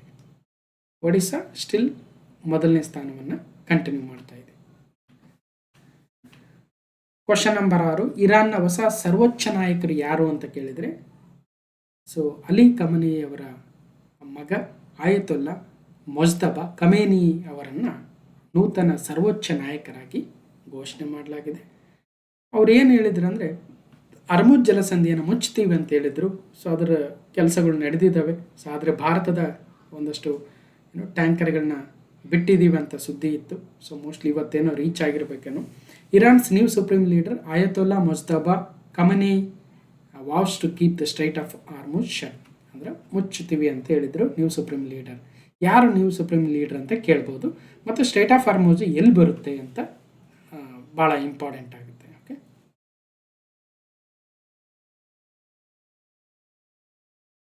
ಇದು ಸ್ಟ್ರೈಟ್ ಆಫ್ ಹಾರ್ಮುಜ್ ಅಥವಾ ಹಾರ್ಮುಜ್ ಜಲಸಂಧಿ ಅಂತ ಕರಿಬೋದು. ಈ ಕಡೆ ಪರ್ಷಿಯನ್ ಗಲ್ಫ್ ಇದೆ, ಈ ಕಡೆ ಒಮನ್ ಗಲ್ಫ್ ಇದೆ. ಇವೆರಡರ ಮಧ್ಯೆ ಒಂದು ಜಲ ಮಾರ್ಗ ಇದೆ. ಸೊ ಇದು ಇರಾನ್ ಕಂಟ್ರೋಲಲ್ಲಿರೋದ್ರಿಂದ ನಾವು ಮುಚ್ತೀವಿ. ಆ ಮೂಲಕ ಸಾಕಷ್ಟು ವ್ಯಾಪಾರಕ್ಕೆ ಅಥವಾ ಆಯಿಲ್ ಅಥವಾ ಗ್ಯಾಸ್ ಟ್ರಾನ್ಸ್ಪೋರ್ಟೇಷನ್ಗೆ ಭಾಳಷ್ಟು ತೊಂದರೆ ಅಂತೂ ಆಗ್ತಾ ಇದೆ, ನೋಡ್ಬೋದು. ಸೊ ಈ ಕಡೆ ಕ್ಯಾಸ್ಪಿಯನ್ ಸಿ ಇದೆ, ಇದು ಇರಾನ್. ಓಕೆ, ಈ ಕಡೆ ಇರಾಕ್ ಇದೆ. ಸೊ ಹಾಗೆ ಟರ್ಕಿ ಇದೆ, ಇನ್ನು ಬೇರೆ ಬೇರೆ ಕಂಟ್ರೀಸ್ ಇದ್ದಾವೆ. ನಾನು ಹೇಳಿದ್ದೇನೆ ಇದ್ರ ಮೇಲೆ ಸಪ್ರೇಟ್ ವೀಡಿಯೋ ಮಾಡ್ತೀನಿ ಅಂತ. ಆವಾಗ ಎಲ್ಲ ವಿಚಾರಗಳು, ಸೊ ಸಾಕಷ್ಟು ವಿಚಾರಗಳನ್ನು ಮಾತಾಡೋಣ. ಇನ್ನು ಕೈಗಾರಿಕಾ ವಿಸ್ತರಣಾಧಿಕಾರಿ IEO KPSC ನಡೆಸಿರ್ತಕ್ಕಂಥ ಎಕ್ಸಾಮ್ ಕ್ಲಾಸ್ ನಂಬರ್ 858 ಡಿಸ್ಕಷನ್ ಮಾಡಿದ್ವಿ. ಏನು ಕೇಳಿದ್ರೆ ಅಂದರೆ, arrange the following strategic location from west to east. ಕೆಳಗಿನವುಗಳನ್ನು ಕಾರ್ಯತಂತ್ರ ಸ್ಥಾನಗಳ ಪ್ರಕಾರ ಪಶ್ಚಿಮದಿಂದ ಪೂರ್ವದ ಕಡೆಗೆ ಜೋಡಿಸಿ ಅಂತ. ಅಂದರೆ ಈಗ ವರ್ಡ್ ಮ್ಯಾಪ್ ಅಂತ ಬಂದಾಗ ಪಶ್ಚಿಮದಿಂದ ಬರ್ತಾ ಪೂರ್ವಕ್ಕೆ ಬರಬೇಕಾದ್ರೆ ಫಸ್ಟ್ ಯಾವುದು ಬರುತ್ತೆ, ನೆಕ್ಸ್ಟ್ ಯಾವುದು ಬರುತ್ತೆ, ನೆಕ್ಸ್ಟ್ ಯಾವುದು ಬರುತ್ತೆ, ನೆಕ್ಸ್ಟ್ ಯಾವುದು ಬರುತ್ತೆ ಅಂತ ಜೋಡಿಸಿ ಅಂತ ಕೇಳಿದ್ರು. ಭಾಳ ದೂರ ಅಲ್ಲ, ಮೊನ್ನೆ 2025 IEO ಎಕ್ಸಾಮ್ KPSC ನಡೆಸಿರ್ತಕ್ಕಂಥದ್ದು. ಓಕೆ, ಸೊ ಏನೇನು ಕೊಟ್ಟಿದ್ರು? ಅರ್ಮುಜ್ ಜಲಸಂಧಿ, ಸುಯೇಜ್ ಕಾಲುವೆ, ಫಿಲಿಡೆಲ್ಫಿ ಕಾರಿಡಾರ್, ಪಂಗ್ಸು ಕಣಿವೆ ಮಾರ್ಗ ಅಂತ ಕೊಟ್ಟಿದ್ರು. ಸೊ ಅವು ಎಲ್ಲೆಲ್ಲಿ ಬರ್ತಾವಂತ ನಾವು ಕ್ಲಾಸ್ ನಂಬರ್ 858 ಕಂಪ್ಲೀಟಾಗಿ ವಿತ್ ಮ್ಯಾಪ್ ಹೇಳಿದ್ದೀನಿ. ಸೊ ಕ್ಲಾಸ್ ನಂಬರ್ 858 ನೀವು ಹೋಗಿ ನೋಡಿಬಿಡಿ. ಫಸ್ಟು ಸುಯೇಜ್ ಕೆನಾಲ್ ಬರುತ್ತೆ ಅಂತೆ, ನಂತರ ಫಿಲಿಡೆಲ್ಫಿ ಕಾರಿಡಾರ್, ನೆಕ್ಸ್ಟು ಅರ್ಮುಜ್ ಸ್ಟ್ರೈಟ್, ಪ್ಯಾಂಗ್ಸು ಪಾಸ್ ಅಂತ. ಇನ್ನು 773 ಕ್ಲಾಸ್ ನಂಬರ್ ಏಪ್ರಿಲ್ 2025 ಅರ್ಮುಜ್ ಜಲಸಂಧಿಯು ಯಾವ 2 ಜಲಮೂಲಗಳನ್ನು ಸಂಪರ್ಕಿಸುತ್ತದೆ ಅಂತ ಕೇಳಿದ್ರು. ಸೊ ಒಂದು ಕರೆಂಟ್ ಅಫೇರ್ಸ್ ಪ್ರಶ್ನೆ, ಪರ್ಷಿಯನ್ ಕೊಲ್ಲಿ ಮತ್ತು ಒಮನ್ ಕೊಲ್ಲಿ. ಅವತ್ತೇನೋ ಡಿಸ್ಪ್ಯೂಟ್ ಇತ್ತು, ಅವತ್ತು ಸುದ್ದಿಗೆ ಬಂದಿತ್ತು. ಹೀಗಾಗಿ ಈ ವಿಚಾರಗಳೇನಿದ್ದಾವೆ ಇವು ಅವಾಗವಾಗ ಸುದ್ದಿಗೆ ಬಂದಾಗೆಲ್ಲ ನಾವು ನೋಡ್ತಾ ಇರಬೇಕು. ಕೇವಲ ಇವತ್ತು ಏನು ಅರ್ಮುಜ್ ಜಲಸಂಧಿ ಇವತ್ತು ಸುದ್ದಿಗೆ ಬಂದಿದೆಲ್ಲ, ಎಷ್ಟೋ ಸಲ ಎಕ್ಸಾಮಲ್ಲಿ ಆಲ್ರೆಡಿ ಕೇಳಾಗಿದೆ ಅಲ್ವ. ನಾವು ಫುಲ್ಲು ಕಂಪ್ಲೀಟ್ ನ್ಯೂಸ್ ಆದಮೇಲೆ ಅದ್ರ ಬಗ್ಗೆ ತಿಳ್ಕೊಳಕ್ಕೆ ಹೋಗ್ತೀವಿ.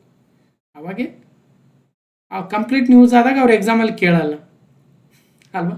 ಸೊ ಭಾರತದ ಆರ್ಥಿಕ ಸಮೀಕ್ಷೆ 2025 ಚಾಪ್ಟರ್ 3 ಎಕ್ಸ್ಟರ್ನಲ್ ಸೆಕ್ಟರ್ ಅಂತ ಗೆಟಿಂಗ್ FDI ರೈಟ್ ಅನ್ನೋ ಒಂದು ಪಾಠವನ್ನು ಮಾತಾಡಬೇಕಾದ್ರೆ ನಾವು ಈ ವ್ಯಾಪಾರ ಮಾರ್ಗಗಳ ಬಗ್ಗೆ, ಅದರಲ್ಲೂ ಏಷ್ಯಾ ಮತ್ತು ಯುರೋಪ್ ನಡುವೆ ಏನೇನು ವ್ಯಾಪಾರ ಮಾರ್ಗಗಳಿದ್ದಾವೆ, ಹರ್ಮುಜ್ ಸ್ಟ್ರೈಟ್ ಅಂದರೆ ಏನು ಅಲ್ವಾ. So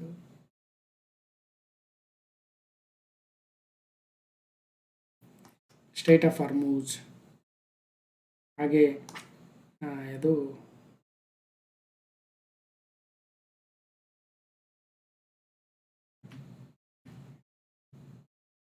Suez canal, correct. Suez canal ಇಲ್ಲೆಲ್ಲೋ ಫಿಲಡೆಲ್ಫಿ ಕಾರಿಡಾರ್ ಅಂತ ಇಲ್ಲೆಲ್ಲೋ ಬರುತ್ತಂತೆ ಮಿಡ್ಲಲ್ಲಿ, ಅದ್ರ ಬಗ್ಗೆ ಕೂಡ ಹೇಳಿದ್ದೆ, ನೆನಪಿದೆ ನನಗೆ. ಇನ್ನು ಪನಾಮಾ ಕೆನಾಲು, ಫಿಲಡೆಲ್ಫಿ ಕಾರಿಡಾರ್, ಈ ಗಾಜಾ ಸ್ಟ್ರಿಪ್ ಇದೆ ಅಲ್ವಾ, ಅಲ್ಲಿಂದ ಈ ರಫಾ ಕ್ರಾಸಿಂಗ್ ಏನಿದೆ ಇಲ್ಲಿ ಆ ಕಾರಿಡಾರ್ ಬರೋದು. ಅಂದರೆ ಗಾಜಾ ಸ್ಟ್ರಿಪ್ಪಿಂದ ಈಜಿಪ್ಟ್ ಕಡೆ ಹೋಗ್ಬೇಕಾದ್ರೆ, ರೈಟ್.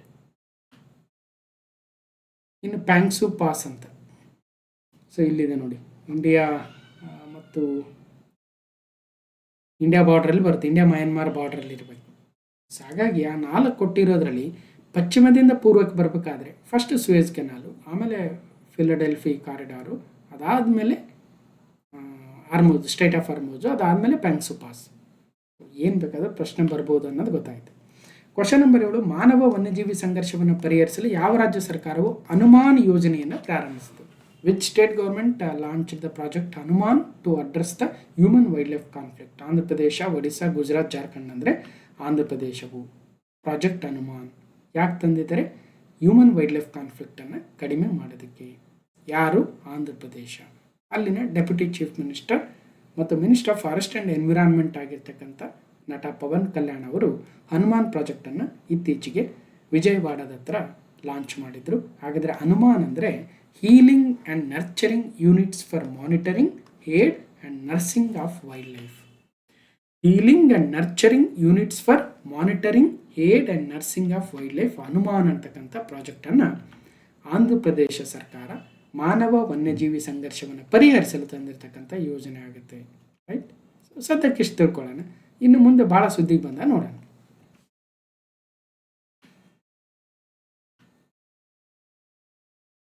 ಇನ್ನು ಆಂಧ್ರ ಪ್ರದೇಶ ಸುದ್ದಿಗೆ ಬಂದಿರೋದ್ರಿಂದ ಅದರ ಭಾರತ ದರ್ಶನ ನೀವೇ ಮಾಡ್ಕೊಂಬಿಡಿ. ಇವತ್ತು ಆಲ್ರೆಡಿ ಭಾಳಷ್ಟು ಬೇರೆ ಬೇರೆ ವಿಚಾರ ಮಾತಾಡಿದ್ದೀವಿ. ಸೊ ಅದರ ರಾಜ್ಯ, ರಾಜಧಾನಿ ಏನೇನಿದೆ ಡೀಟೇಲ್ಸ್ ನೋಡಿ.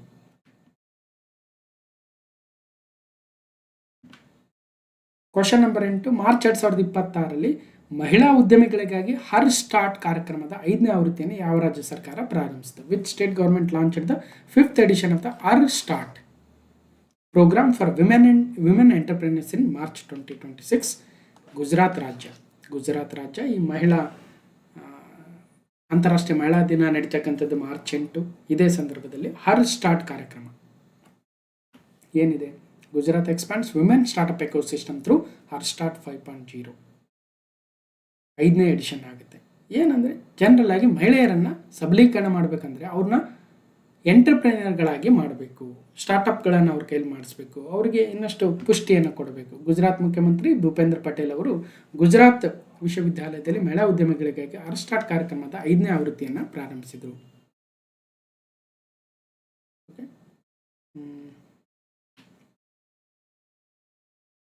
ಹರ್ start program run by the Gujarat university Startup and Entrepreneurship Council provides incubation, mentorship and market access support to women-led startups.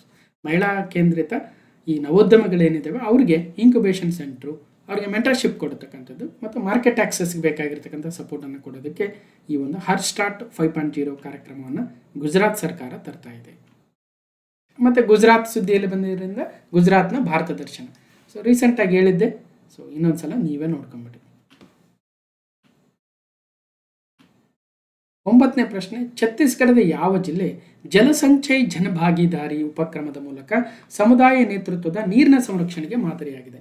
Which district in Chhattisgarh has become A model for community LED water conservation through ಜಲಸಂಚಯ್ ಜನಭಾಗಿದಾರಿ initiative? ಹಾಗಾದ್ರೆ ಏನಿದು model for community LED water conservation through ಅಂದರೆ ಜಲಸಂಚಯ ಜನಭಾಗಿದಾರಿಯಲ್ಲಿ ಜನಗಳು ಹೇಗೆ, ಸಮುದಾಯಗಳು ಹೇಗೆ ಭಾಗವಹಿಸ್ತಾ ಇದ್ದಾವೆ? First of all ಎಲ್ಲಿ ಇದು, ಯಾವ ಛತ್ತೀಸ್ಗಢದ ಯಾವ ಜಿಲ್ಲೆ? ಕೋರಿಯಾ ಎನ್ನುವ ಜಿಲ್ಲೆಯಲ್ಲಿ. Community led 5% model strengthens the water security in Chhattisgarh's Koriya district. ಏನು ಮಾಡಿದ್ದಾರೆ ಅವರೆಲ್ಲ ಸೇರಿ ನೋಡೋಣ.